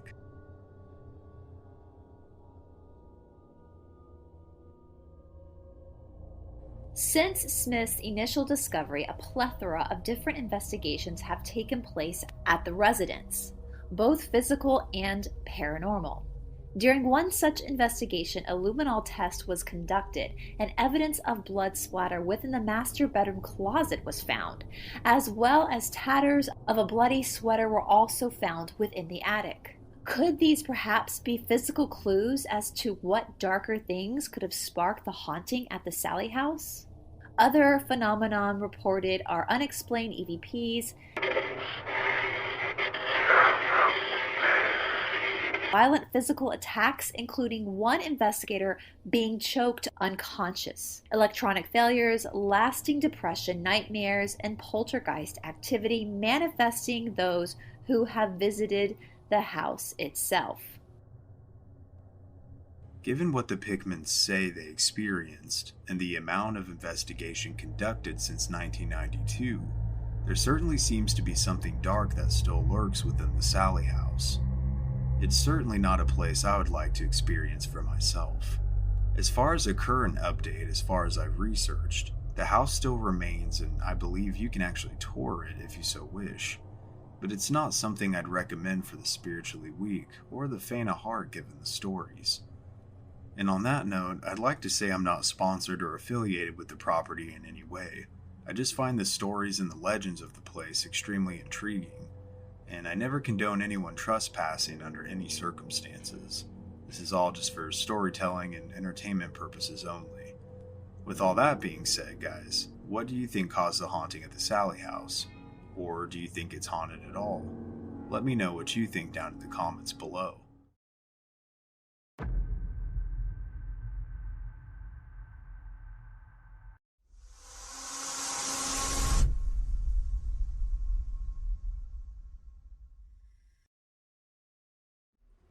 I first heard about the Sally house roughly around 2005 or 2006.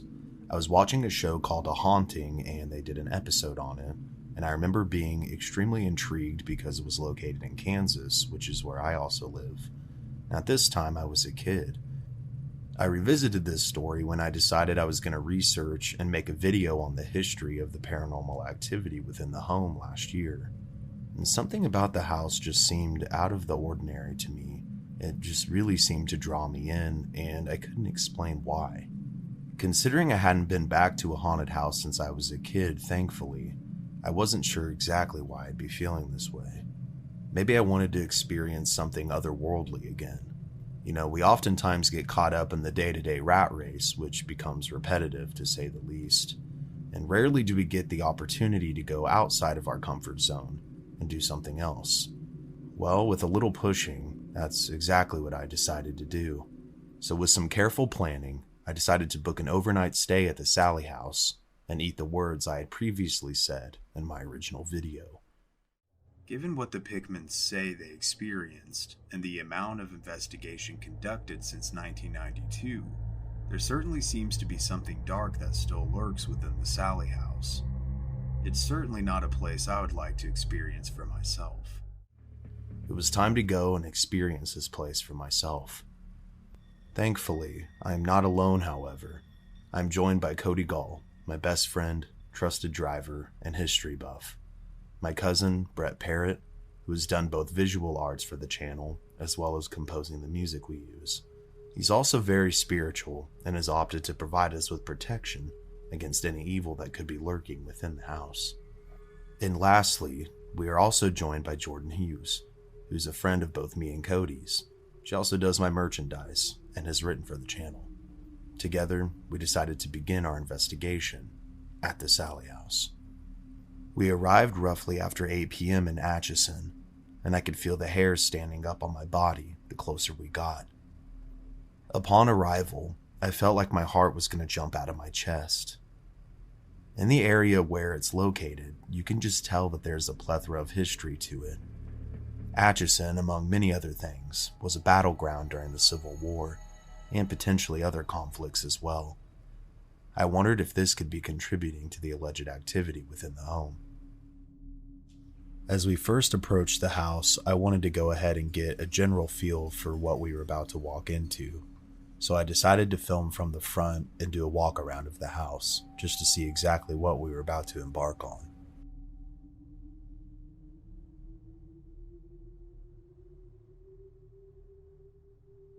When we approached the door, I noticed that there was a rosary in the middle of a saint located on the mailbox. And prior to going in, Brett offered to anoint those of us who wanted it with blessed oil. He also provided us with palm crucifixes to keep on ourselves during this time. And from here, we entered.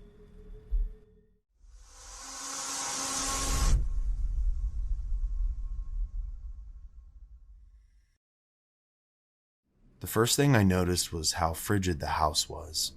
It was in the high 80s outside and very muggy. Within the house, as soon as we opened the door, it felt like it was 40 degrees or lower. We immediately checked the thermostat and noticed that it was set to 75, which, if that's the case, there was no reason for it to have been that cold. And upon opening the front door, we were also greeted by a very creepy-looking baby doll in a carriage, which was unnerving to say the least. We began to survey the house and get an idea of what we were about to experience. This is the living room, where there was a TV, some old fixtures, and a stereo with a record player. The TV reportedly turns off and on, as does the radio. Other frequent activity that has been reported is that lights are known to flicker. Knocking noises have been heard throughout the home, as well as heavy footsteps, and a general experience of uneasiness. We waited until sundown before we began our investigation. It's the first time we've done this, so we did our best. Some of the questions will be repeated. It's just the nature of the process. Now we're attempting to contact the spirit known as Sally. If you're here, Sally, please flicker the light for us. Do something. Give us a sign of your presence. Because so far, we have nothing. We have an old house. There's a ball at the top of the stairs. Roll the ball. Give us a sign. One or more than one of these people here with me today don't believe in spirits. Are you going to prove them wrong? Maybe not. I don't think there's anything in this house, to be honest. I know you don't. With its rich history and its backstory, its lore. Oh, that's a car. I would like to think there's something here. You can feel that there might be something here, but as of yet, we haven't experienced anything. Is there something here just mold? There's definitely mold. No doubt about that. Why is it flickering the low battery thing when I literally just replaced those batteries? Really? I just replaced those batteries right before we left to come here. And it's flickering the low battery light right now. Hey, that's creepy. Sally, come out and play. You can see the low battery light flickering right there. Which there is no reason it should be flickering when I just put brand new batteries in it. That's definitely creepy. The light's still full completely, it's not even dying. Yeah, but it's flickering. Well, you've got our attention somewhat, if that was your intention. Can you do anything else for us? Anything at all? Maybe open one of these doors. Or roll the ball down the stairs.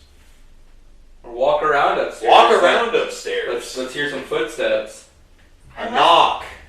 Anything. I left the closet door open that she likes to play in. She can close We're gonna that. come out and Move play. some toys. We'll go up there and check. Love to. I would love to play with Sally. I think that'll be fun. Does anyone else want to ask any questions? Starting here. The light stopped flickering and started doing it again. Sally, is your mom here?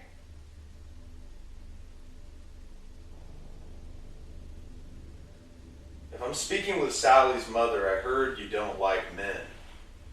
Well, you got 3 of them here right now. Does that make you uncomfortable? Does that piss you off?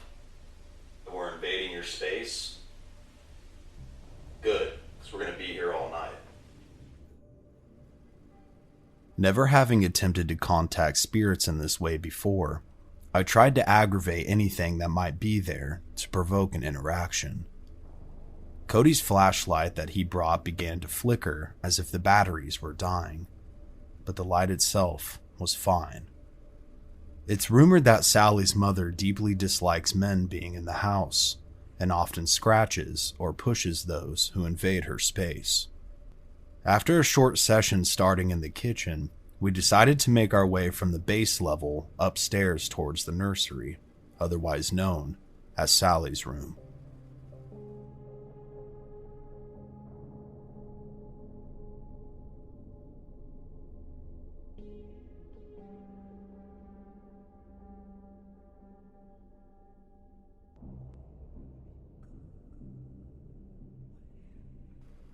Upon first glance to the room at the far right past the stairs, I thought I saw someone standing in the corner towards the back closet.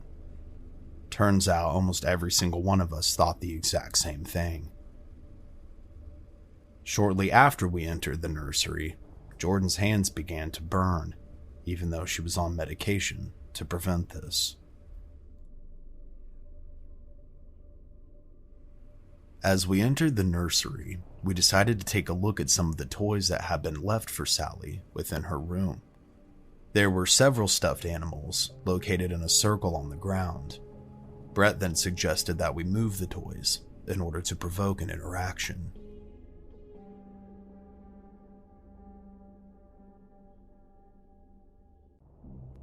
You can also see Cody with this toy here in his hand. This toy specifically is touch activated, so by touching the head, it will go off. This will become significant later in the night.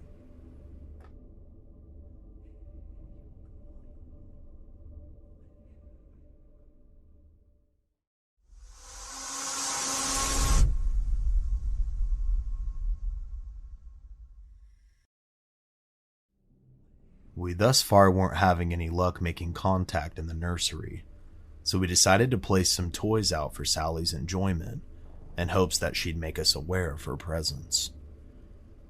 From here, we decided to move into the room that is known for the majority of the activity. Although not specifically named, I believe it to be the master bedroom due to its arrangement. Within the bedroom, we again attempted to make contact. This is also the same room I mentioned earlier, that we would all later recount that we believed that we saw someone or something sitting in the corner near the closet. You know why that was like that? Because there's not any fucking spirits in this house. I haven't heard anything, haven't experienced anything. I'm convinced that there isn't spirits, but I haven't had any interaction. Any definitive signs. If you're here with us right now, I heard this is the room that gets the most interaction. Flicker that light right there, right next to your music box.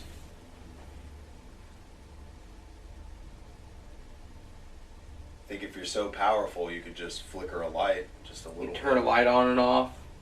That's supposed to what's supposed to happen in this house. Light's supposed to go on and off. Pictures are supposed to move by themselves. Items are supposed to move by themselves. I haven't experienced any of that whatsoever. You could do anything, just give us a sign.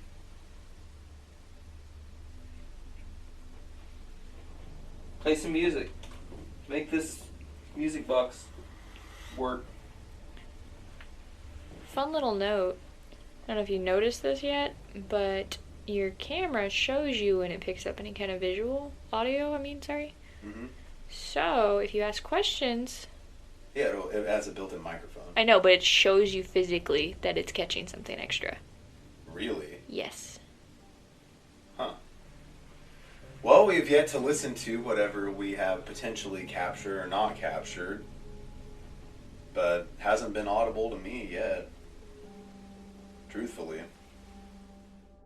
Little did we know when Jordan said the camera was indeed capturing something extra, she wasn't wrong.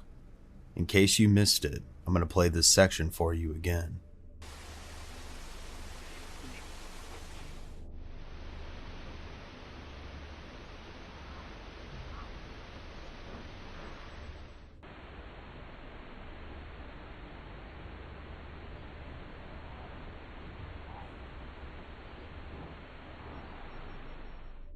It still seems relatively hard to understand, but I almost hear, "Get out." Let me know what you think in the comments below. And I'd also like to mention that we had no phones running during this time, and we had no additional items that could have produced those noises. If you wanted to give us any sort of a sign, you might not want to, and I understand we are a little rambunctious, but we're not going to leave till we get one. You don't want us left in your house forever, do you? You can just flicker the light a couple times. Won't get out of your hair.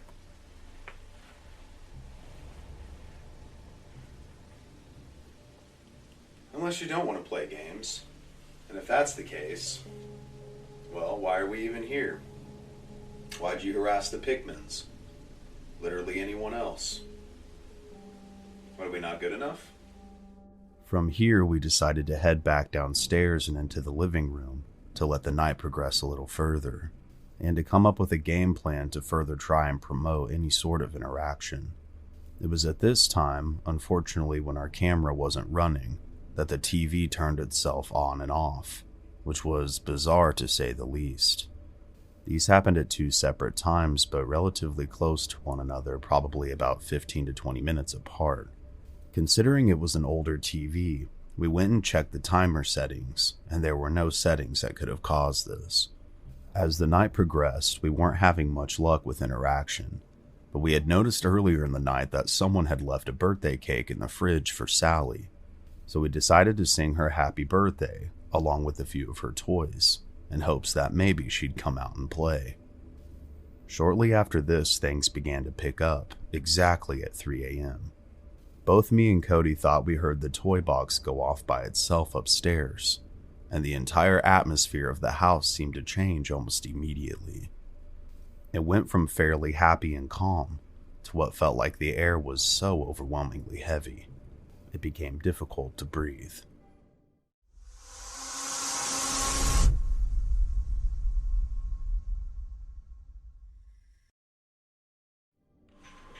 So we just experienced some pretty weird developments. It just turned 3 a.m. here.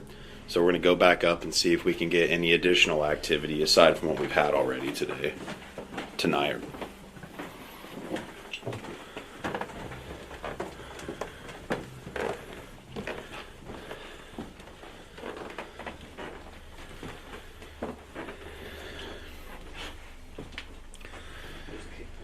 He did.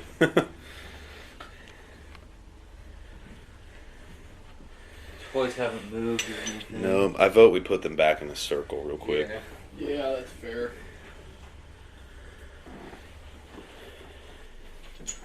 Get her nice and set up for the next tea party.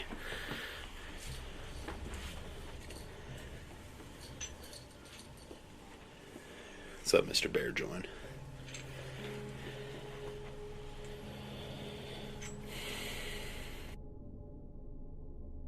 Like I previously mentioned, the atmosphere inside felt so heavy and thick that all of us were having a hard time breathing.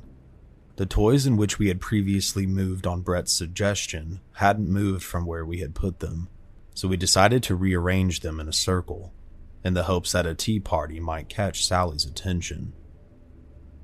We then decided to try some questioning in the guest bedroom, although it typically isn't known for much interaction within the house. You good? Yeah, I feel like a heavy feeling in this room though. Do you? Trying to see what's in here, boys. I thought the door was closing by itself. No. We're done. We're going home. Huh, there's nothing in there. Well, alright. Who wants to lead the questioning, Mr. Gall? Mr. Spirit Man with the lamp strapped to his head? Wait, hold on. Put your A light good back look on. for you, by the way. I'm dead. It was a dark and lonely night. Alright, well, we've been messed with twice in the bathroom. I mean, what's next? It's hard telling. Well, this is allegedly the bewitching hour, 3 a.m.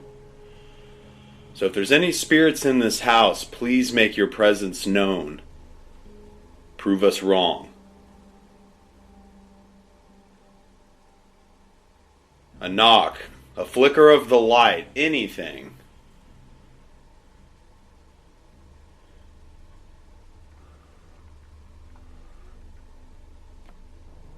Alright, Cody, it's your time to shine. Go sit in the master bedroom, and we'll stay in the other room. Watch you. I feel like it's gotta be me though, because I keep getting screwed with. That's true. God knows. I noticed after my series of questions that Cody seemed distracted and kept looking towards the hallway. Whether conscious or subconscious, it's as if something was calling him back into the master bedroom. So that is where we decided to ask our final questions to whatever spirits that were within the Sally house.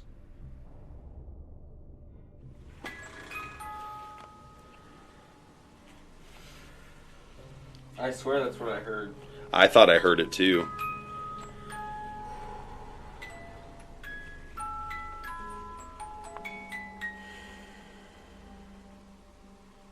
The music makes it like one of those creepy ass movies that you go see. It really does.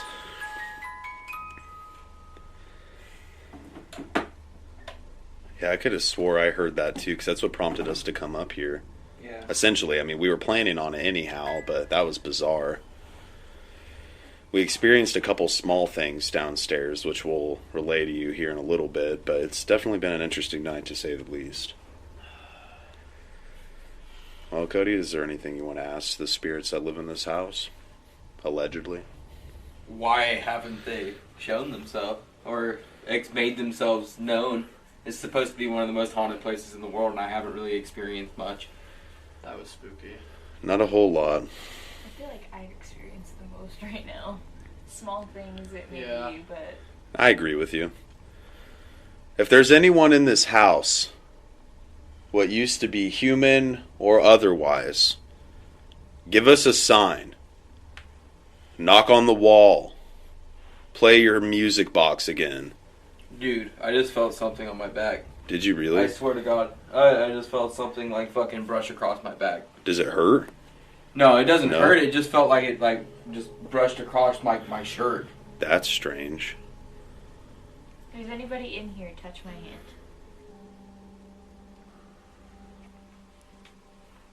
Like, I just felt something just go across my back. Like, it was That's bizarre, man.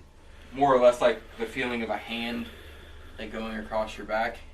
That's bizarre. I felt like the burning feeling again. That is strange. Okay, you've got our attention. Hopefully we have yours. Can we get a flicker of the light or a knock? Are you human? Or were you human? Or were you never human? Give me a knock. Give me a sign.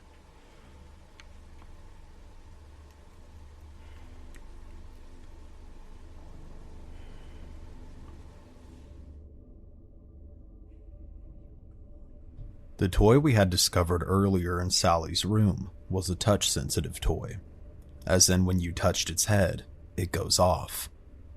Jordan brought this into the room in the hopes that whatever was there could communicate with us through it, like a conduit.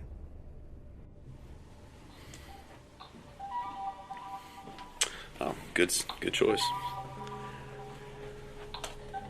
So this little guy is motion activated. Could you set off the toy for us to give us a sign if you can't knock or flicker the light or do anything else? Now is your time to shine.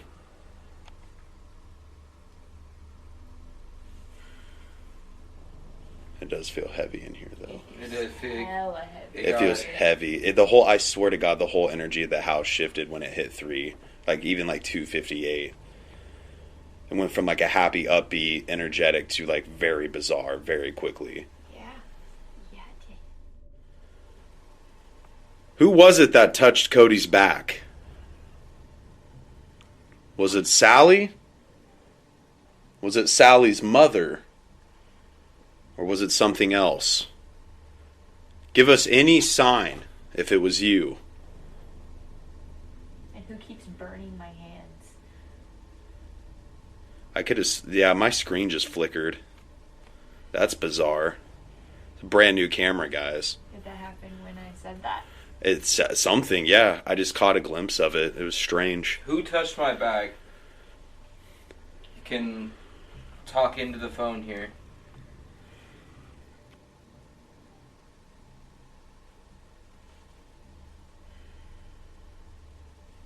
We know you don't like men. The sooner you give us a sign, the sooner we'll be out of your hair. For good.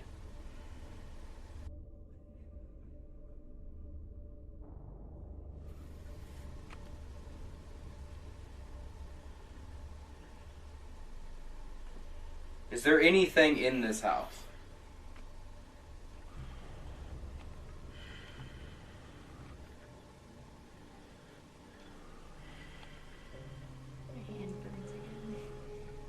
What keeps making Jordan's hand burn? Is it something human, or is it something else?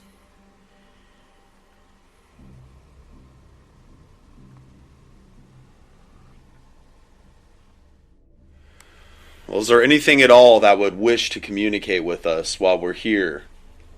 If there's something in this room with us now, I want you to touch the toy, just like this. And just make it...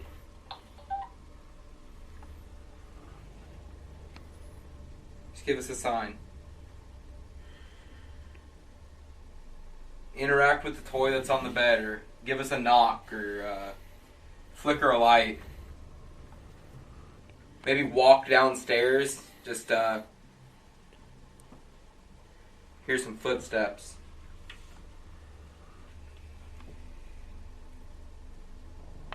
If there is anything within this home that wishes to communicate with us, the floor is yours.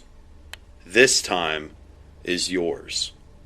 All you have to do is give us a single sign, and we will be out of your hell forever. Whether you want to touch that toy, whether you want to touch Cody's back, or whether you want to touch me. Slam the door. You already opened one. That's true.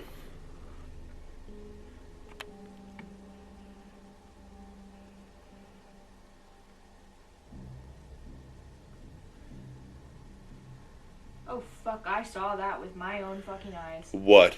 There's fucking white just like out from between my legs. I was about to say, I thought I saw a shadow just like out of the corner of my eye. Like moving around? Like by the stairs, like going like more towards downstairs. Really?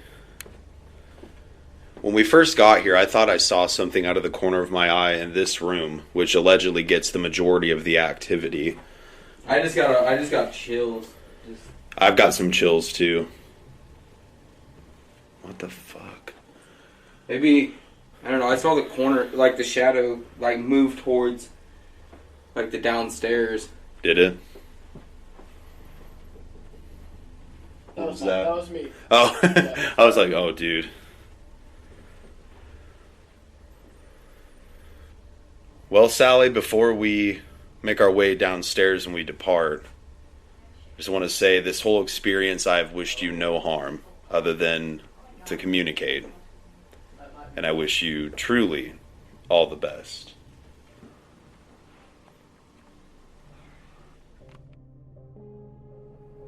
During our last questioning session in the master bedroom, the screen of my camera flickered, and it wasn't the recording app Cody had on his phone. Jordan also believed that she had seen a flash of light come from below her, although it didn't seem to be picked up by my camera. She also seemed to have the majority of the activity centered around her.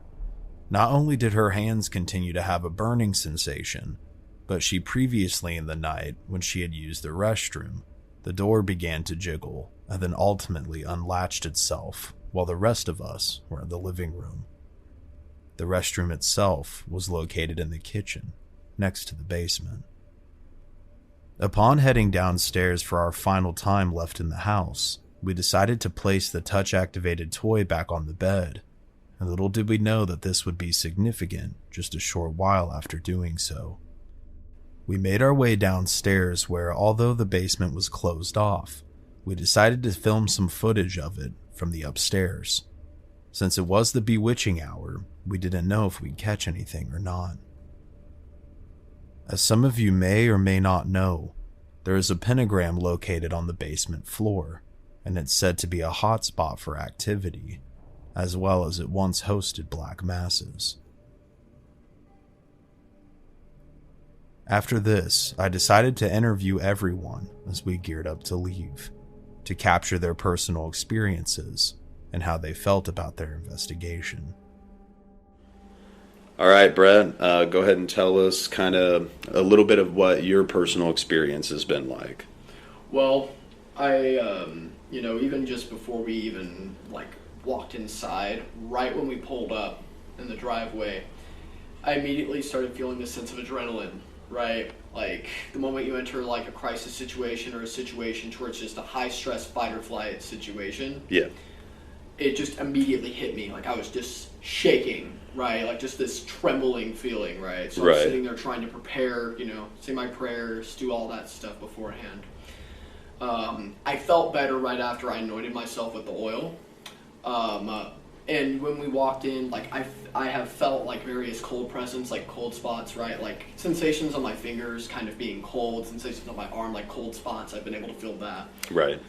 But the main thing is that this hypervigilance has kind of kept with me at times, where, especially, like, things out of the corner of my eye, right? Like, right. I've experienced some of that too. I would say it has been at its worst upstairs. 100%.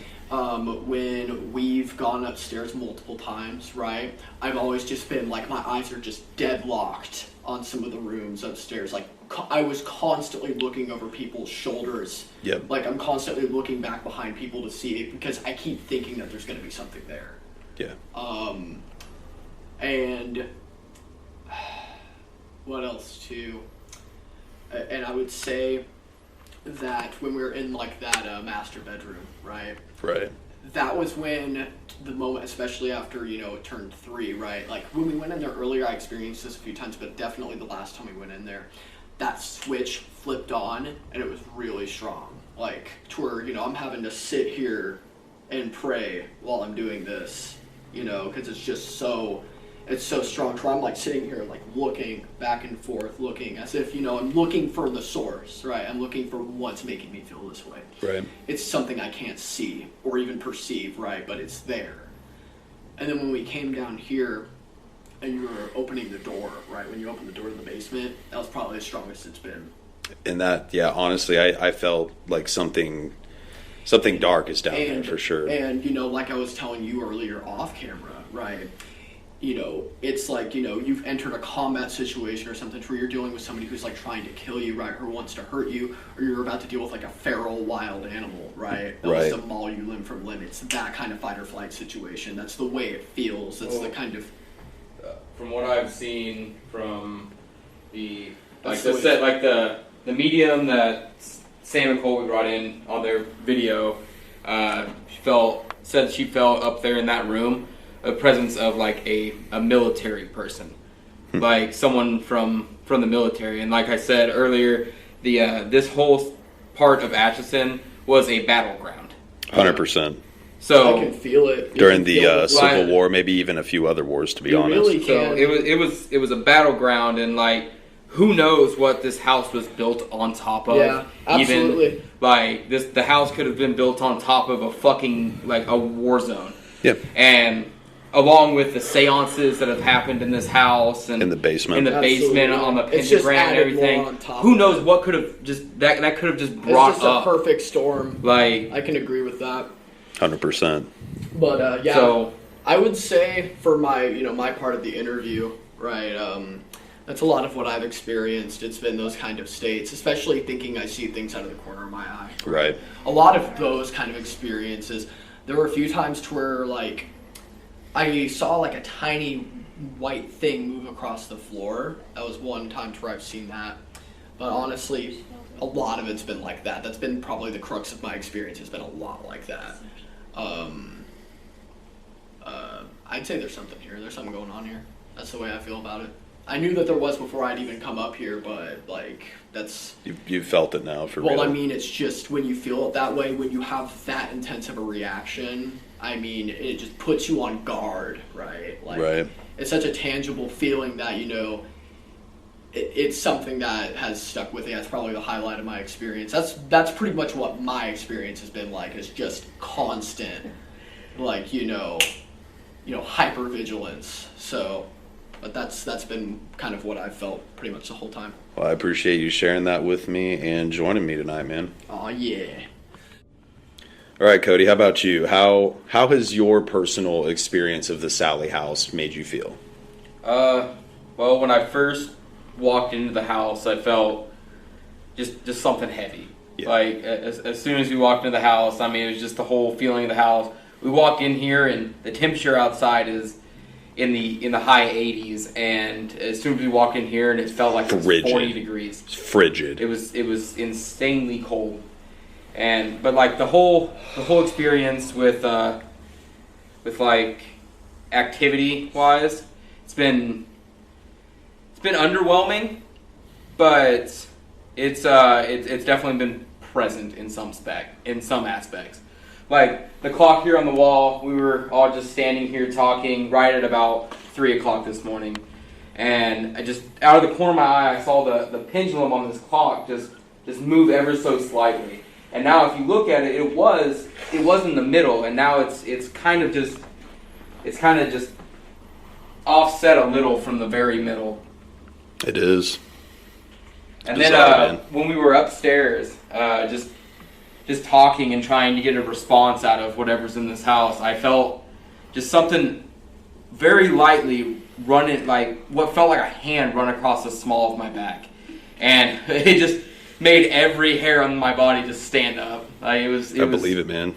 It's pretty terrifying. And then while I was standing here in the kitchen alone, while you guys were coming down the stairs, or might have already been off the stairs, I heard what I thought was some knocking from the basement. It is a possibility.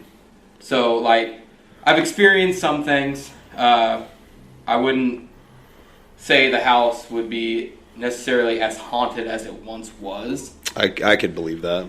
But there's definitely something still here. I agree with that 100%, man.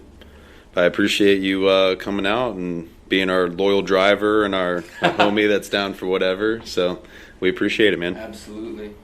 Sure you don't want me to come with you? You can if you want, man. I think I might. All right, Jordan. How has your personal experience of the Sally house been for you? Well, initially my hands have been burning since I walked in. I like to touch everything, but it didn't stop after, I stopped touching things. So there was that. Definitely weird. Yeah, it was really weird. And then I guess really the other weird things, it wasn't until like 3 in the morning. Went to the bathroom, I locked the door. That just went off by itself. Oh boy. Really? I'm done. That shit just fucking went off. What did? The fucking toy that you No. fucking touched. Swear to God, I put the 8-ball on the bed and it fucking went off. But was it on the bed? What? The toy. The toy I was put on it. the bed. I put it didn't up there. fucking make I any- put the toy on the book, but I when we didn't- came down, I didn't do any movement towards the toy whatsoever. I just set the 8-ball on the bed and it fucking went off. I got it on video. oh shit! Let me see. Well, we will definitely share that with Why you is it when we guys. talk about my shit? I don't know, dude. I don't know what's up. Maybe because you're a mom. It must be because I don't know. It's bizarre. Honestly. Hold on. It looked like that flashlight turned on for a moment. That freaked me out. I don't know. You gotta have somebody to watch your back. During my interview with Jordan, Cody and Brett went to take a magic 8-ball toy that we had originally taken from Sally's room back upstairs to put it back. Cody happened to be recording, and as he laid the 8-ball on the bed, the toy went off on its own. Not only did you have to touch the head of this toy to set it off, but no motion would have activated it, since not only was it sitting on top of a book on top of the bed, but Cody was at least 3 to 4 feet away when it went off. You don't want me to come with you? You can if you want, I man. think I might. I'll come by you. Like, I'm just gonna kind of reset everything. It's always good to tag You know what I team, mean? bro. You gotta have somebody to watch your back. I don't want to put this ball right back in this room over here, the nursery. And the 8-ball. The 8-ball was, yeah. Bro, what the fuck? That just went off by itself. Oh boy. Alright, I'm done. Before this toy decided to go off on its own and freak everybody out, which is, what we've been hoping to experience anyways. How has your personal experience been here at the Sally house? So yeah, my hands have been burning. You guys are doing the interview. And my hands have been burning. I touch toys and they start burning. And then nothing for a couple hours. I got to like 3 and I went to the bathroom and I pulled the lock over on the door. And as I did that and I went to go, out of the bathroom, it jiggled and then opened. Definitely very creepy. Super creepy. After that, the clock was kind of moving a little bit, and then we went upstairs. That's where it was really good because I was sitting in the chair, because apparently every time I talk, something weird needs to happen. And I saw this orb, which hopefully we caught, come from between my legs and the chair, just straight out and disappear. I definitely saw a flash. I think I may have caught it too, but we'll have to check it. Yeah. For sure. Yeah, other than that, I mean, nothing too crazy, but... Well, do you think overall it's haunted? Do you think there's something still here? Or, would you agree with Cody that perhaps it's not as haunted as it once was? Or maybe we just came when things were calmer? I am mixed. Half of me thinks it's not as bad. Because you've arguably experienced the majority, I would argue. And I mean, I think there's something here, but with everybody coming in and doing their own thing to the house, right. I think it's affected it. Yeah, like... you're not allowed to cleanse the home, but you probably can't see it here, but someone has very clearly anointed the windows with oil in Sally's room. There's also oil on the windowsill. You can see it a little bit there. Yeah. Just all around, definitely, I would argue that there's something definitely still here, and I will share my thoughts with you a little later after we wrap things up here. But I would argue that there's something that is still here. Perhaps we've come during a calmer time. Perhaps the circumstances weren't right, or they just weren't feeling us. Really depends, or an interesting mix of people. So I don't know. Maybe they just weren't vibing with us as hard as others. But hey, we gave it our best shot, and all around, I'm not really disappointed on how things turned out. But is there anything else you want to say before we leave the Sally house? R.I.P. Sally. Sally, we, like I said earlier, wish you no harm and wish you only the best, and I hope you find peace. I hope your mother finds peace, and I hope any other spirit that dwells within this home finds peace. And to that, I say goodbye.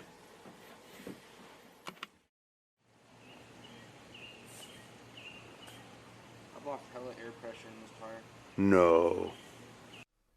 From here, we decided to wrap things up.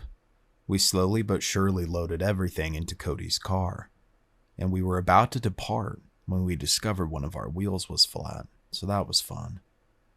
Right around this time, we heard a banging noise come from the upstairs master bedroom of the Sally house. And then the green light, which had been on all night, which was controlled by a switch in the house, decided to turn itself off randomly. I happened to be taking my final pictures of the home from my personal phone when this happened. There was also a creepy and dense fog that draped over Atchison as we headed home. Since I asked everyone for their personal experience, I'd like to share mine with you now. As we edged ever closer to the Sally house, I began to feel a sense of adrenaline. As I saw it in the flesh and approached its front door, I felt uneasy and shaky. Upon opening the front door, it was absolutely frigid, and I immediately felt a heavy sense of darkness envelop me. As our time progressed there, the feeling or the energy of the home seemed to go from one of darkness to almost mildly jovial. We questioned what we could think of and used what tools we had at our disposal to attempt and provoke an interaction. But really, we only started to experience small things towards the end of our stay. However, I'm not disappointed in having investigated the house. It was not an experience I'll soon forget, that's for sure. As far as my verdict on the haunting, I definitely think that there's something there, and I also don't think it's human and never was human. Think about this for a second. Black masses and seances were held in the house. There's a covered pentagram in the basement. And from our personal experience, the entire atmosphere of the home shifted at exactly 3 a.m., which is the bewitching hour and notorious for demonic activity. Perhaps Sally isn't the spirit of a little girl. Perhaps it's something much, much darker, such as a demon. And if this demon is masquerading as a child, it's getting hundreds, if not thousands of humans to interact with it and pay it tribute, such as we did, through not knowing any better. I may not have all the answers, But as for the Sally House, there's more than meets the eye. Thank you so much for joining us on our very first paranormal investigation. I have many more planned, but I also need your help. We'd like to purchase some additional gear for our next one, which is much bigger than the Sally House. And how you could help is by buying one of these shirts from my shop linked down below. It's the exact same shirts that we all wore during this investigation. They're comfy and they're great. Plus, it'll really help us out getting some new gear. So it always is much appreciated when you support the channel. And as for me, I truly appreciate all of your support. Please make sure you're subscribed so that you never miss a new video. And as always, this has been Cody here at Mystery Archives. Stay safe out there and take care.